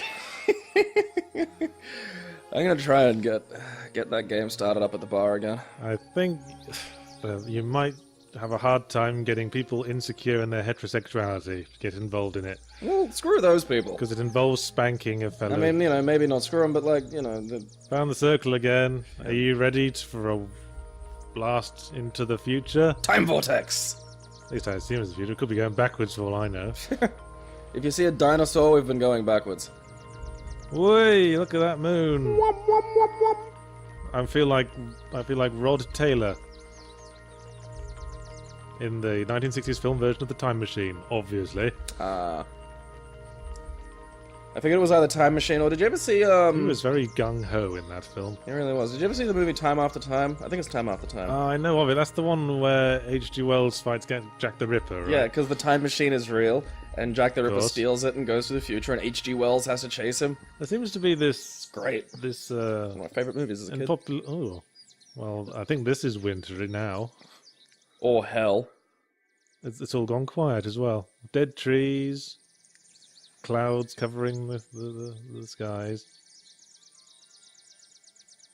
Yeah, I'm not so calm anymore. I'm a little bit cautious. I feel like I'm going to turn a corner and I'm going to run into Dante and Virgil entering the first circle. Hey. Hey. Watch out for that lust storm. Now I think Dante I wish Alighieri lust storms were a real thing. I think Dante Alighieri was pulling stuff out of his arse.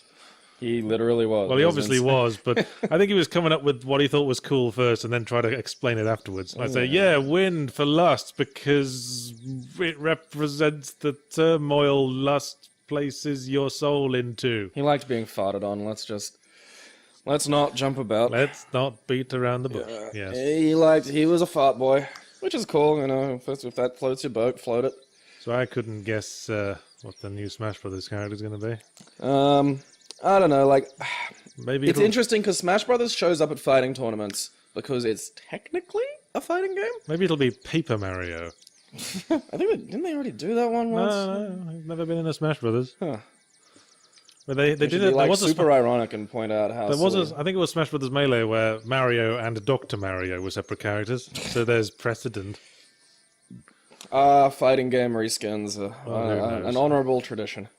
I mean, they already said they were going to put Princess Rosalina in it, which is apparently their go-to character for new Mario canon now, apparently. Because they put her as the unlockable character in Super Mario 3D World as well. Mm-hmm. Yeah, it is kind of weird. Oh, like, hey, these trees have got leaves on. They should dig back into the Mario 2 stuff again. These must be the evergreens, or ever khakis.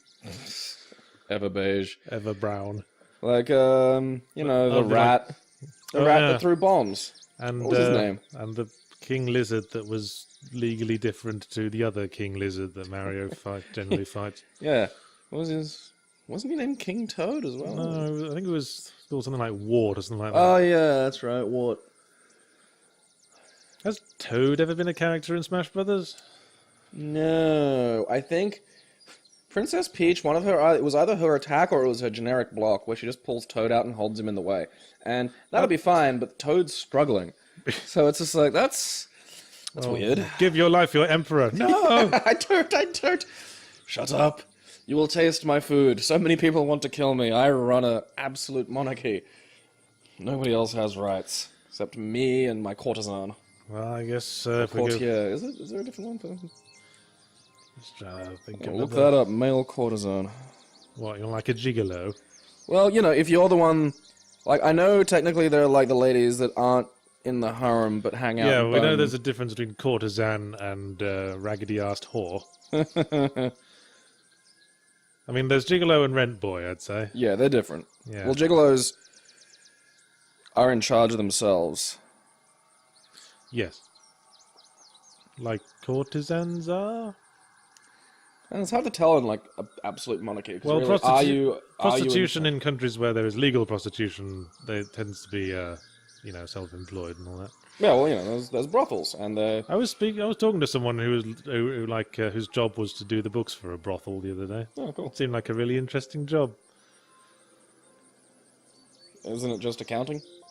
Yeah, but they also With take care. tits. They also take care of the hiring and firing and all that administrative sort of stuff. Oh, so they managed a brothel. They weren't just the accountant for a I brothel. wasn't sure actually. I mean, Well, if they're apparently hiring they and worked, firing, that's... they worked for some kind of like business consultancy thing, and their client was a brothel. How do you decide? I don't know the full details. Well, I'm curious. Because again, like, doing the books, that's just an accountant. That's your job. You're an accountant, and whoever you do the books for is fairly irrelevant. But if you're doing hiring I and remember firing them of specifically prostitutes... mentioning hiring and firing. Yes. Huh. The job interview has to involve sex. Like, how do you know otherwise? They might look pretty and just be shit at it. Well, how they explain it to me is that it's like strip clubs, and the dancer rents the stage. It's like a self-ownership thing. So the prostitutes all work for themselves. Yeah. They like rent the rooms themselves. They just have their own clients, and it's all done through them. And the brothel just Keeps things safe. Yeah, and... keeps track of things, keeps it together. Which is So good. it's down to individual, girls and what their personal practices are. Oh, okay. I'm talking with way too much authority on prostitutes. I should probably stop. Oh, dude, you should probably see more prostitutes. I've never hired a prostitute. Have you? I just want to be clear on this. Okay, so here's the story. Oh God, you've hired a prostitute. No, I haven't. That's the difference. It's because Okay. my conversation with a mutual friend of ours, always went like this. I'm not going to the brothel unless there's cocaine involved, because coke and hookers, like, they're just the two things that go together. And then one time, he'd gotten like a 10 grand bonus and just came over with a bunch of cocaine and said, we're going to the brothel. And then I was like, and then I had a bunch of cocaine and it was like, that sounds like a brilliant idea.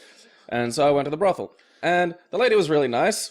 And fun fact, I recommend you say at the start that it's sometimes difficult for girls to make you orgasm, because that gets their professional goddamn pride. Their job is getting dudes off. So if you go like, I might be a bit tricky, they like crack their knuckles and are like, all right, I'll show you. So you got a wristy then? No, the full deal. So you did hire a prostitute then? Well, I didn't pay, so I don't think I hired a prostitute. That was not the thrust of my question. Oh, okay. No, I fucked a prostitute, yeah. You have employed a prostitute? Yes. Well, again, I think that the good on qualifier you. is I didn't pay. That's an important fact. And I was pretty coked to the girls. But that was fun. That was a fun evening back when I did like that kind of... Well, it's good to know you like talking from both sides of the argument. Well, again, I don't think it's a bad thing. I think legal prostitution is really good and really important, and I prefer that than... Like, again, what's the big fucking deal? You can film it and sell it, but you can't fuck someone and not film it? Like, it's demented. Like, Is it me, or am I taller than I used to be? I think you're floating. Well, not now, I'm not. Alright, everything's gone peculiar. Yeah. And again, like, I think it has a rather unfair stigma attached to it. And I mean, you've got money and spare time. Honestly, if I was in your position, I'd probably, and I know, like... Well, as we've discussed... I know, it's you prefer a degree of companionship. I like the emotion part. You'd be surprised, though, because when you're just talking to a person who... Actually, that's something else that lady I was talking to told me about, that there is such a thing as the girlfriend experience that some prostitutes specialize in. And it's... Well, I had a fair long conversation with mine. I think I'm definitely ascending. Huh. What the... I'm ascending. It really is a metaphor for life. Oh. I'm going to ascend to the top, and then I'm suddenly going to fall to the ground and smash my head open on a rock. Because that's life. That's what you get for flying too close to the clouds. It would only be exactly like life if on the way down I was also whipped by 15 little devils.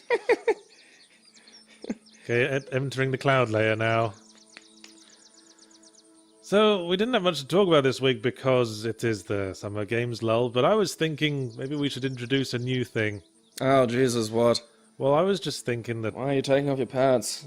For these occasions when we do run out of questions, perhaps we could introduce a sort of Q&A section. The sun's hit a building exactly opposite me and it's just like going straight into my I'd eyeball. get no direct sunlight in this flat, but it does occasionally reflect off opposite buildings. So it's always passing. Just live with it. I can't lean forward because the microphone's pointed at me and everything. So I was going to say, if you got a question you'd like Ryan Gabriel's opinion on, maybe like stay away from the boring questions I'm always asked. Like, ask us things like what's our favorite biscuit, or if we could have a superpower, what would it be? Those sorts of questions. What's your favorite biscuit?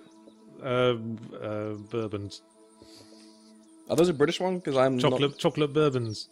Okay, or bourbons? Bourbons. Chocolate bourbons. Okay, what are they? They're like a sandwich biscuit. We have two biscuits with a layer of chocolate filling. All right, so a little bit like a Tim Tam, maybe. Yeah, but not coated in chocolate. Okay, see, I mean, stereotypical as it may be, I fucking love a Tim Tam. Yeah, I almost said Jaffa cake, but that's not a biscuit. What's your definition? Well, the official definition. Yeah. This was officially decreed by the courts that the Jaffa cake is a cake. That's, I love, yes. No, I love that the UK courts were like, okay, look. It was an actual case because... I'm not doubting you, I just think it's adorable. Because chocolate-covered biscuits were classified as a luxury item that you had to pay VAT on, whereas biscuits and cakes were not. So they were going to charge Jaffa Cakes VAT as a chocolate-covered biscuits, and like McVitie's appealed and made the case that it's not a biscuit, it's a cake.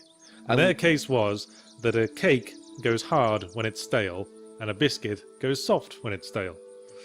And they demonstrated that the Jaffa Cakes go hard when they're stale, and so the courts agreed, can't argue with that, and decreed that Jaffa Cakes would forevermore be cakes.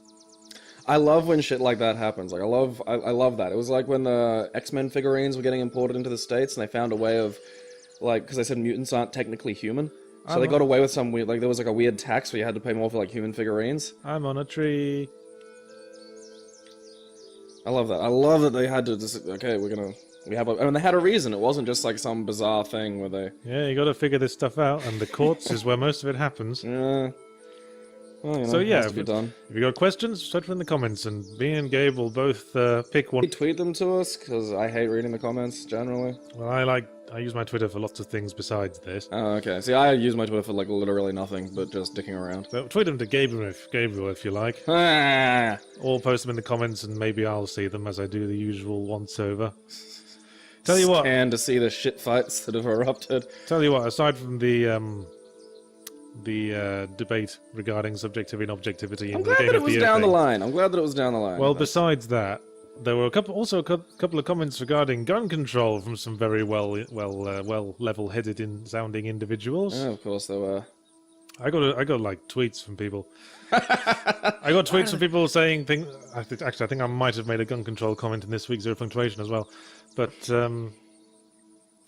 I think I made the point that conservatives have shot down all gun control, and now they're surprised why no one wants to take revenge for 9/11 anymore, because everyone's kind of been jaded to massacres. Well, yeah. I remember when the first one happened, we were all shocked. I got messages from people saying, if you don't like guns, stay away from our fucking country. And I'm like, what? Way ahead of you, crazy American man. Way to be exactly the stereotype that we're talking. You can't even, like, just pause that for a second. You fucking moron. I think I'm about to die in the vacuum of space. Well, you know, you had a good run. You saw some bunnies. Yeah. That's great. Like, that's the thing. This shit happens. I'm being asphyxiated. The big black blocky eyelids of death. Dead. So that's really it? Yeah, that's it. This is Proteus by Ed Key and David Kanaga. Was kind of hoping it would take a bit longer than that. How long have we got? Oh, shit. It only took us up to 50 minutes. Shit. We got like 20 minutes. Shit. Better start again. Oh, fuck. Let's hope it doesn't crash like it sometimes does. If it does, we should just, like, play an emergency backup game. Oh, no, you're fine. Yay! I'm calm again. Around the ocean, see what's out there. I'm still alive. I'm not dead this time. Yeah, alright. I'll just walk away from the island and see what happens. Why bother having an end, really? Like, what's the point? It's a metaphor. It's art. It's life. I know there's that, but it's yeah. You know, video games require a degree of active engagement beyond most other forms of art. I would argue that you'd need to have a bit of game before it can be a video game, but sure, whatever. What would this categorize under then? Video art, possibly? Well, you know, I've always thought game is the wrong word for a lot of what video games these days. Yeah, no, I'd agree. Interactive experiences. Interactive experience, yeah, I suppose if you're gonna...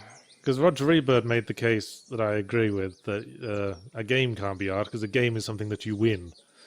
But, you know, with a lot of video games these days, it's gone beyond that for a long... Yeah, I mean, it's the process of getting to the point of winning more than the winning itself. Also, I mean, early games you couldn't win, they just restart. Like, there was no winning. I did get another tweet from a slightly more level-headed gun-liking person, Oh, slightly great. who said, send me like your phone or Skype and I will convince you on gun control in 5 minutes. And I was like, that still sounds a little bit confrontational. And you know what it made me wonder is, I do not live under American law. No. I have no power over American law. No. So why do you all feel so threatened by my opinions on Well, this? the hilarious thing that I find is they talk about wanting to keep guns on them to keep the government from, overpowering them, and yet the one way the NRA is most powerful is via lobbying. Yeah, I mean, you guys... They exercise peaceful political power and have absolute control. They can't fucking approach your goddamn pistols, you lunatics, because of fucking democracy. Yeah, and really, I'm not... And what are you going to do when the army shows up? And I've got no agenda against guns. I mean, that's what the weird, confrontational tweets are weird. I've got nothing against guns. I've fired a gun in a range. It was fun. I'd do it again. But your culture is sick and weird. It's not a politicized issue anywhere else in the world. That's what you need to understand. I mean, I've lived in 2 countries that had strong gun restrictions, and they're both fine. And I've never heard anyone say, you know what would really improve things? More guns. Yeah, people just don't bring it up. Yeah. People don't think of it. And we don't have a lot of gun massacres. No. I remember because, all right, so when I was in high school, I decided for a creative writing project assignment that I had to do for English to cheat and basically rip off the wonderful movie If.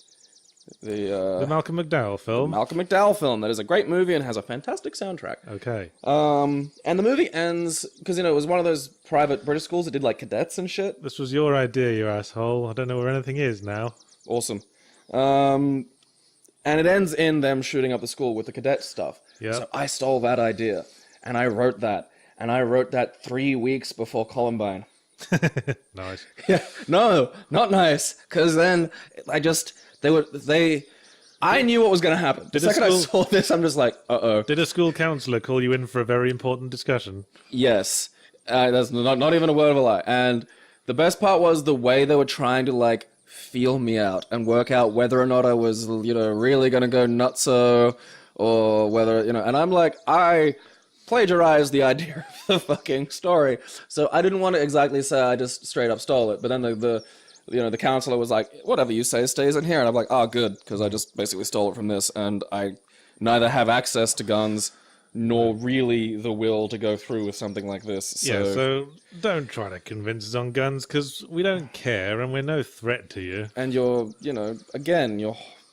there are other problems in the States that contribute to this beyond just the existence of guns. But on the other hand, the attitude toward guns is just so weird. And I would think you would relish an outsider's perspective, because that's the only chance you're going to get an unbiased one. And to my mind, when I listen... Or at least just an alternate one. When I listen to gun advocates, I'm always... So, I've spoken to some very level-headed ones that I got on very well with, that I quite liked as people. And I'm not begrudging them anything, and, I don't know the full story. I never lived in America. Maybe it is more dangerous. Maybe that's because of all the guns. I don't know. But I'd probably be... If I lived in the States, I'd probably be paranoid enough to carry one just because... Yeah, when I listen to gun advocates, they always seem to be arguing the same way religious fundamentalists do, in that they don't look at all the facts and then draw a conclusion that supports them all. They seem to be starting from the conclusion and then looking for facts to support it. Like the religious guy says, I want to believe that God exists and the Bible's real, so I look for facts to support that. And the guns people seem to start from a position of, I want to have a gun, and then look for things to support that. Well, then, honestly, I genuinely believe that control method, any sort of control measures for the States just generally won't work because they already have almost total saturation. You could get rid of them in Australia. That's we cut down on the amount of handguns and shit that we had just run milling about. I don't think that's fucking feasible in the States. I don't think that's why I think gun control measures in the States won't work, because it's all done at a state, generally an interstate level. Well, one thing I don't get is why the gun lobbyists are so against even the slightest amount of gun control. Even a background check to make sure you're not on 5 different meds and got restraining orders and your house is full of diaries that just say kill the bitch over and over and over again. Just to make sure you're not one of those before letting you have a gun. I don't understand why you'd object to that.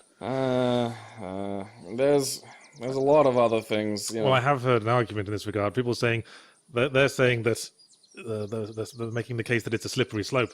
And if the government actually want to ban guns totally, and if you let them have a little bit of gun control, they'll just go all the way. It'll be the slippery slope, which I think is bullshit, because that's like saying banning heroin is the first step in banning alcohol or something.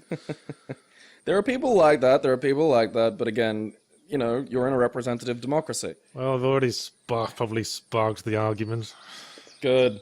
Because, you know... It only happens in your country. Like, it only happens in your fucking gross bullying culture. Your horrible fucking country has these fucking shootings and then acts like it's like, oh, how do we deal with it? We can't do anything about this. Well, if we hadn't ensured we were going to get a new round of extremely defensive tweets, you probably did just then by saying it was a gross, horrible country.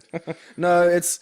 The sad thing is, I really fucking love the States. Most of the fun stuff that I enjoy is produced in the States. It's just one of those, it's a land of contrast, where for every fucking spectacularly cool thing it does, it just has the baffling flip side. And as with most things, tragically, if there's someone standing calmly talking, the screaming lunatic gets the attention. So it's easy to get, like, you know, distracted. You know what I think the problem is? It's a problem Australia has to a degree. Australia's getting it. It's really annoying. It's when your country is composed of many, many isolated communities separated by very long expanses of nothing.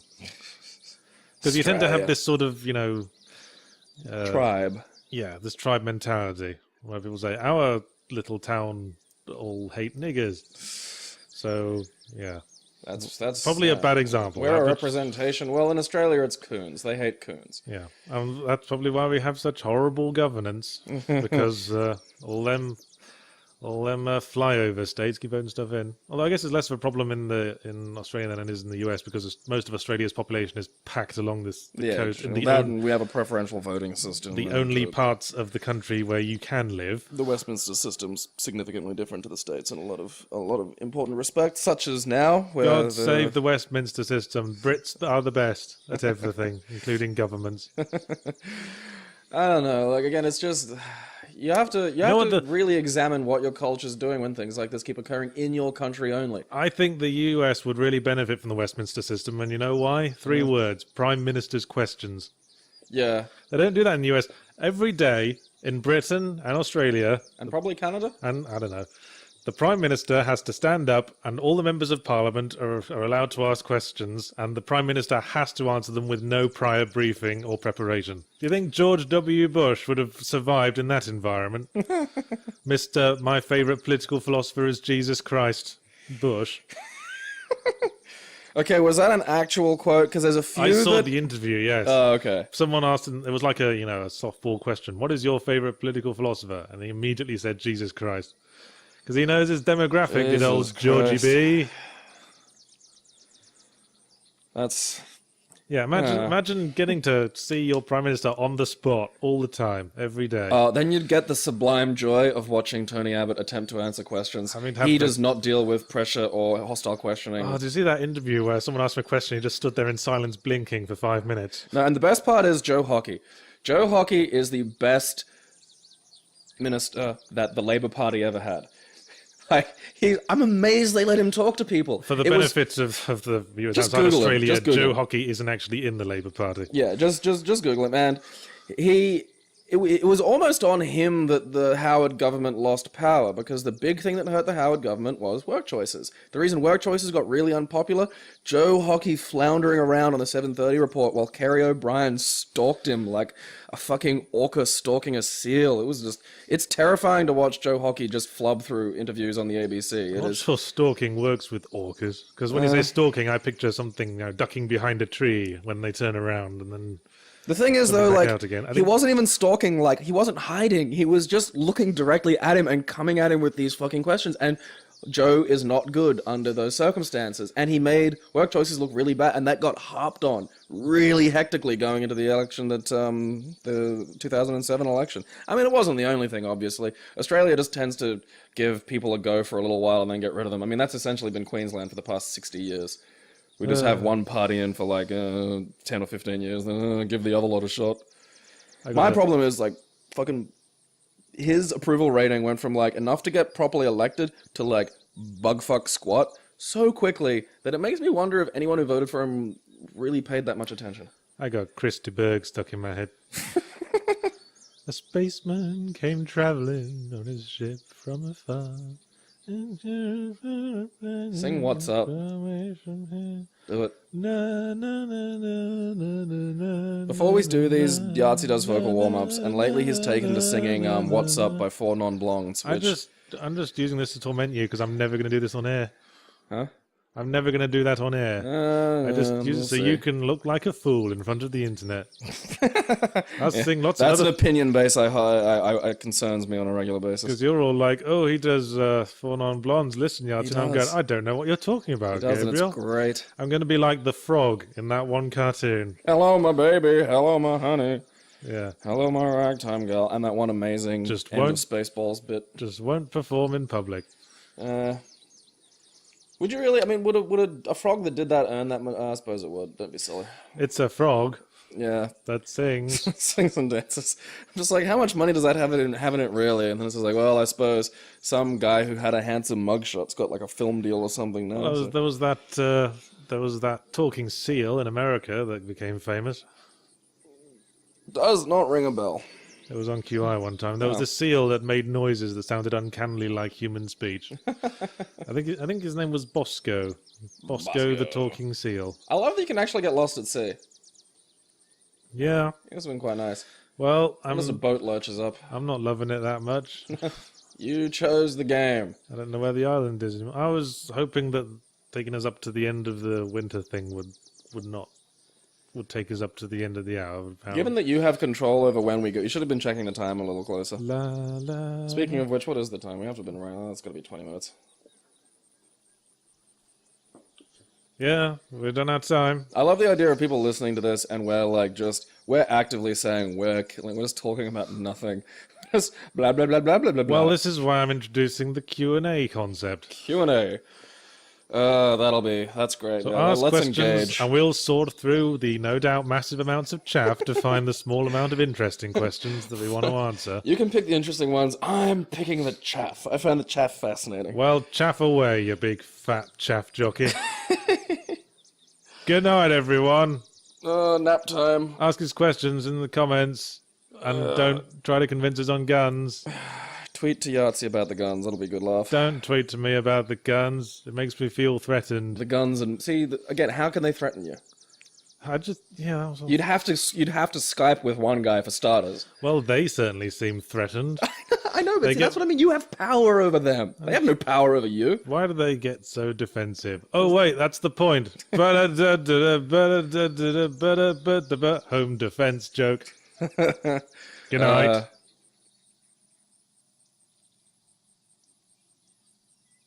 I did once see, there was a Let's Play video once where they were riffing over a video someone posted of, I think it was Modern Warfare online, and the guy was playing, he heard the voice of a woman on the chat, and he just, went mad. Oh yeah.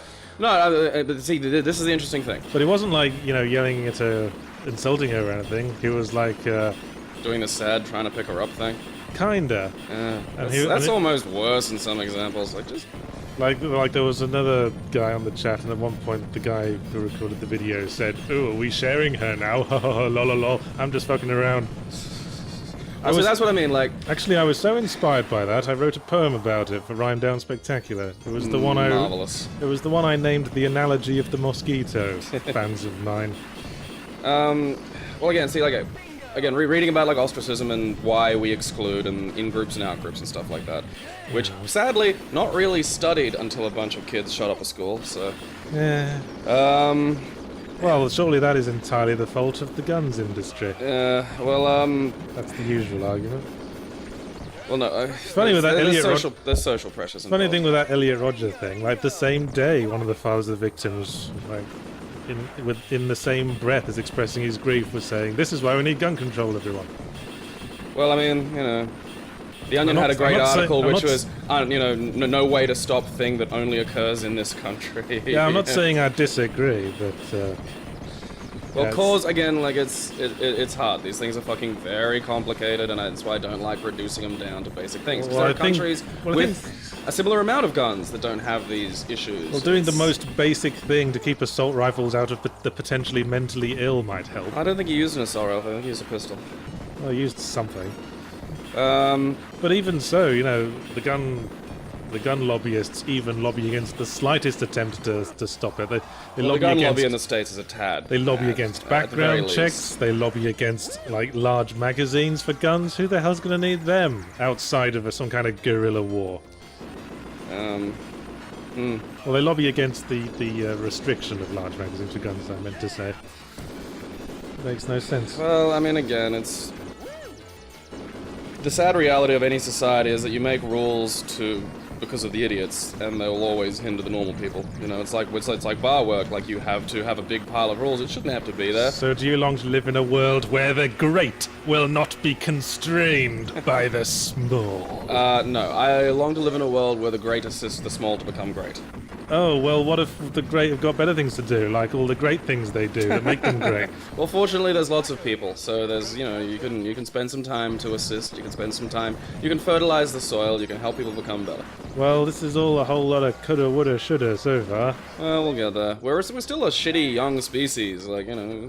Well, we've been around for however long. About 40,000 years as most of the humans. important history within the last two millennia, of course. Yeah, and 10 is a species with identifiable, noticeable culture. Give or take. You know, Those aren't hard lines. You know, it's occurred to me there's probably like 5 million YouTube comment arguments going on already. We've covered gun control, we've covered misogyny in the games industry. Covered's a generous term, but Well, yes, I get what you mean. When I say covered, we've mentioned it. It's mentioned. Let's see if we can fire more shit up. I just want They could be all to. over I it. want to have the most apoplectic just bits on the YouTube comments. Don't challenge me. People who are depressed just need to pull their bootstraps up and get happy. You know what the brutal reality is? That's part of it. Oh God, I was kidding. Don't go there. No, you do need to reach out. You do need to get help. But look, here's the thing. Even if you take like the medication to get yourself better, right? I wasn't serious. I'm making this a topic, by the way. No, well, too bad. Now it is, because this is something that I really had to fucking deal with. Yes. The will to take the medication. Oh, you really had to deal with it, comes from you. Gabe. I didn't realize because you're so slow to talk about it. It's important to talk about. It's important. People think they're alone, and you're not. So that's a big part of it. All right. It could, yeah. It's Remember even the will to change it all is a huge part of it. So that's important. If you can do that, then that's a big step. Hey, you died again, Gabe. Yeah, this is Smash TV, man. This is an old fucking coin eater. Yeah. You aren't meant to get through this on one life. Yeah, I was texting you during the week, and you said you had an older arcade game to play, and I said I look forward to seeing you die over and over again. What'd I send back? You said that will definitely happen Yep. because you are shit at games. Yeah. Oh, pain. Your death animation's kind of weird. Depends on what hits me. Don't remember that from The Running Man. I think the thing that I wanted to get back to, though, was about, like, okay, so people make the point that no child's born sort of sexist or homophobic or racist, and that's true. But what children are born is horrible, exclusionary little bastards. I think what is true is that people have instinctual gender roles. People instinctually notice the differences, and they instinctually want to exclude the outsider. That's my problem with some of the cart before the horse thinking that goes on. Is culture is a result of humans, not the other way around exactly. It's a feedback that we get. It's not the feed. But I mean, but aside from that, I've seen kids, all of whom are dressed in like green shirts. And one kid's just happened to dress in a blue shirt, and they will just fucking jump on that kid. Like, and we will have all seen this. Like, we all have seen kids act just fucking horribly. So yeah, and that's what it is. Like, it's. When you say just let kids be kids, but they're horrible. They're really fucking terrible. Then we'll end up with another Nazi party. Okay. So that's the thing. Like, it's important to notice that just in circumstances where being female is the variable, they're going to pick on the variable. If there was all video chat and one person in the video chat was wearing a hat, they'd pick on the hat. Yes. Like, it's an exclusionary behavior that picks what is noticeably different. So it is important to notice that the fluid is not the shape of the glass. The glass shapes the fluid. Burn the witch. Yeah, and I mean, it's not to say that there aren't like fucking more concentrated dick holes out there, but like the other important factor is nobody can really hate. You can't hate a whole gender or race. You hate a series of negative personality traits that you then apply to a whole gender or race. You know what's a little worrying is how every single first world nation seems to be attracting and increasing anti-immigration movement. That just flares up every now and again.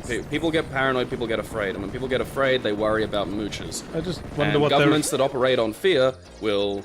I wonder what they're afraid of. I mean, we're all kind of over 9/11 at this point. I mean, look at the new Battlefield and Call of Duty. There's not even a single level set in the Middle East in either of them. That's progress, ladies and gents. In Battlefield Hardline, it's going to be about cops and crims now. Oh, really? And Advanced Warfare is all in the future. So I just feel this is a clear sign that the games industry has gone off contemporary warfare.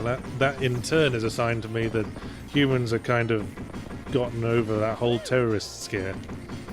Again, the terrorist scare is an extension of the in-group, out-group thing.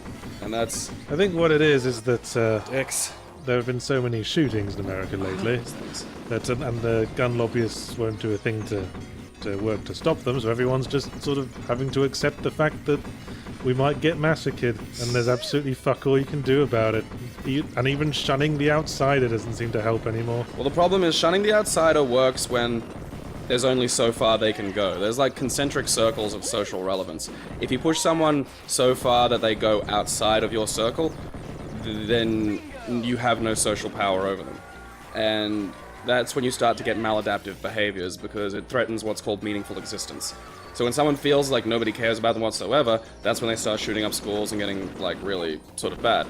And that's what I mean when I say social pressure is a really effective means of modifying behavior, but it has to be applied very gently. I think what's also a problem is that women aren't having sex with enough neckbeards.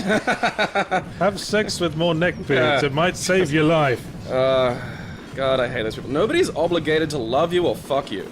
Well, Like, we know that. Fucking god damn it. But to argue the devil's advocate, no one's obligated to be your friend either. No, nobody is. And that's an important thing too, is not being included isn't the same as being excluded.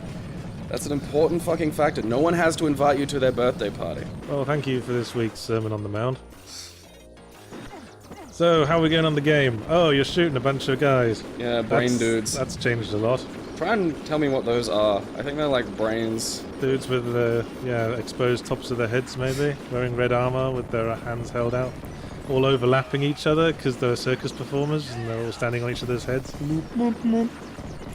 Invincibilities. And also there's some Civil War reenactors coming in behind them. And a man with a tank for an arse. He's just differently able. Shit. Fucking... No, you'd probably do better if you had a shirt on. Not going into a death match with at least a top is probably a bad idea. What do you think that helmet's gonna do, man? Are you afraid of falling lighting rigs? It is actually really, that's the only time I've ever thought about it. The game's called Smash TV, it's a death competition, and they give you a helmet. They give you a helmet. Maybe it's just to make you stand out for the cameras. That's is probably it. Watch for the blue dot. Yeah. On the dull mauve floor. That is probably fucking it. Try also to look out for the orange-skinned chest. They sit you in a tanning booth for a little while before. Yeah, I mean, this is probably like he's probably like a past winner who's come back, and his prize last time was a tanning booth. Okay, so this was made by Midway, who are the same folks that made Mortal Kombat. I knew that. And in Mortal Kombat lore, Johnny Cage is said to have won Celebrity Smash TV. That's kind of cool. Yeah. It's almost a Walt Newton family thing, isn't it? What's that? We talked about it ages ago. The Philip Jose Farmer thing, where all the characters from all fictional works live in like a shared universe, and you can tie them together in League of Extraordinary Gentlemen kind of ways. That is fun. I do enjoy that. Like I watched Lego Movie last night. Ah, well, this will bring us into Culture Corner. Yeah. You watched the Lego Movie. How was that then? A lot of fun, which is weird considering it is like an 90-minute long ad for Lego. I've heard it was good. Yes. Well, I think they took a lot of weird risks that just paid off. Like, they made it interesting. They made it an interesting film with a lot of weird little moments. I'd say it's heavily influenced by sort of, modern children's animation, but to its benefit. What seems to be the holy grail in virtually all cultures these days is something that has equal appeal to kids and grown-ups. Well, it means, you got a lifetime viewer. Yeah. Like, People try I'm to... gonna show the fucking Toy Story movies to my kids, mostly because it means they won't break their fucking toys. People try to force it a lot. I mean, this is like the whole raison d'etre of the DreamWorks animation studios. We're always trying to work in a few gags for Dad. DreamWorks is, I think, a little more like in the Shrek films and stuff. thin with it. Because I think what made penis. You got killed by the plate. Yeah. Or the Roomba monster. The Roomba monster. The Doomba. Oh, nice! Yeah. High five! Theoretical high five because I'm holding a controller. Fuck you! Mind five. You left me hanging, bro. I just blew that guy's eyeball out. I don't care, you didn't high five me. Yahtzee's gonna bring this up later. Yes, I will. Stay in your corner. Nobody puts Big Face in the corner but me and my rocket. Ah. I'm the one who has to watch back these videos, and every annoying thing you do, I have to be exposed to again and again. I'm friends with you, right? And then I'm exposed to all the annoying things you do all the time. Well, that's good. It means it's a give and take relationship. Yeah. Well, I don't know. I just don't really care. Like, I expect people to annoy me. It's just, it's just a natural part of it. Okay. So, Lego movie then. Yeah, I think where it succeeds over where something like a DreamWorksy movie is a little bit more obnoxious is the general way the film was the... You know how, like, DreamWorks, like, occasionally have, like, just a little moment where it's like, oh, that was funny. That sort of... And then they... then they go back to just being, like, really trite, dumb jokes. And then they put that bit in the trailer, and then for the next 12 films, they put from the producers of that film that had the one funny moment in. Ah, fuck you, Skeletor. On the trailer. Yeah. This sort of avoids that, and it keeps the pace up and keeps the sense of humor up really well over the course of its whole run. So 2 thumbs up then? Yeah, in a weird way, fucking yeah. Like, it's a lot of fun. It's a fun fucking film. And I wasn't bored during it, and it made me laugh on multiple occasions. The ending, probably the last about 20 minutes, started to get, I think, a bit too meta for me, personally. I wouldn't say that's an objective, something I could objectively lay as a complaint about the film. But I can understand, like, if someone was, watching and just going, and starting to, get a bit sort of sick of it by the end. I think Lego is one of those properties that's sort of transitioning to modern culture success story, Really? Yeah, like, it's done really well, because... Yeah, I mean, it's sort of gone away from the pure creativity toy to based on currently popular franchise now. I love that noise. That was a funny noise. I mean, I've played Lego City Undercover, which is very sort of deliberately self-aware and cynical about itself. Not kind of misses the boat humor-wise a couple of times, but there are some lines in it I laughed at. But Lego does seem to be characterized by this very sort of self-aware humor now, on top of everything else. Well, I suppose it's just the natural sort of creativity of it. Lego is not a character, so well, they're having to engage. It is. It's a little yellow man that can wear either a hat or a hairdo. See, that's and not both. That sort of thing you just said is like one of the core plot elements, probably, of a Lego movie. I see. Is that like what? It's a core plot element of Lego City Undercover as well. Yeah, like you're just a little Lego man. What are you? You wear different hats and you take on different abilities based on the entire Lego workforce. So you can be a policeman or a farmer or a astronaut. I'd say if Lego Movie had anything really going for it, it was that it was paced well. Oh wow, I can afford a shirt now. Fuck no. Yay. Well, how would he put it on with those things on his wrists? You just slide them over him. Maybe he could just wear like a short sleeve button shirt or something. It's funny because having watched loads of sci-fi, I keep sort of wondering why I don't have like a cool wrist communicator thing yet. And then I think, what if I just mounted my phone to my wrist? And then I think that's a horrible idea. Like, it just would not be convenient whatsoever.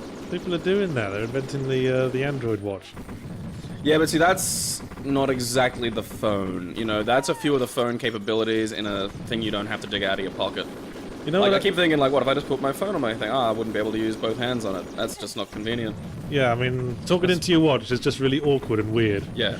You know what would work is, did you read Transmetropolitan, the comic? Yeah. Well, they introduced a concept in one comic where you basically just took a pill and then you saw a phone keypad overlaid over your hand and you just talked with your thumb and little finger. Okay, they have gloves that do that and you look like a fucking moron. Okay.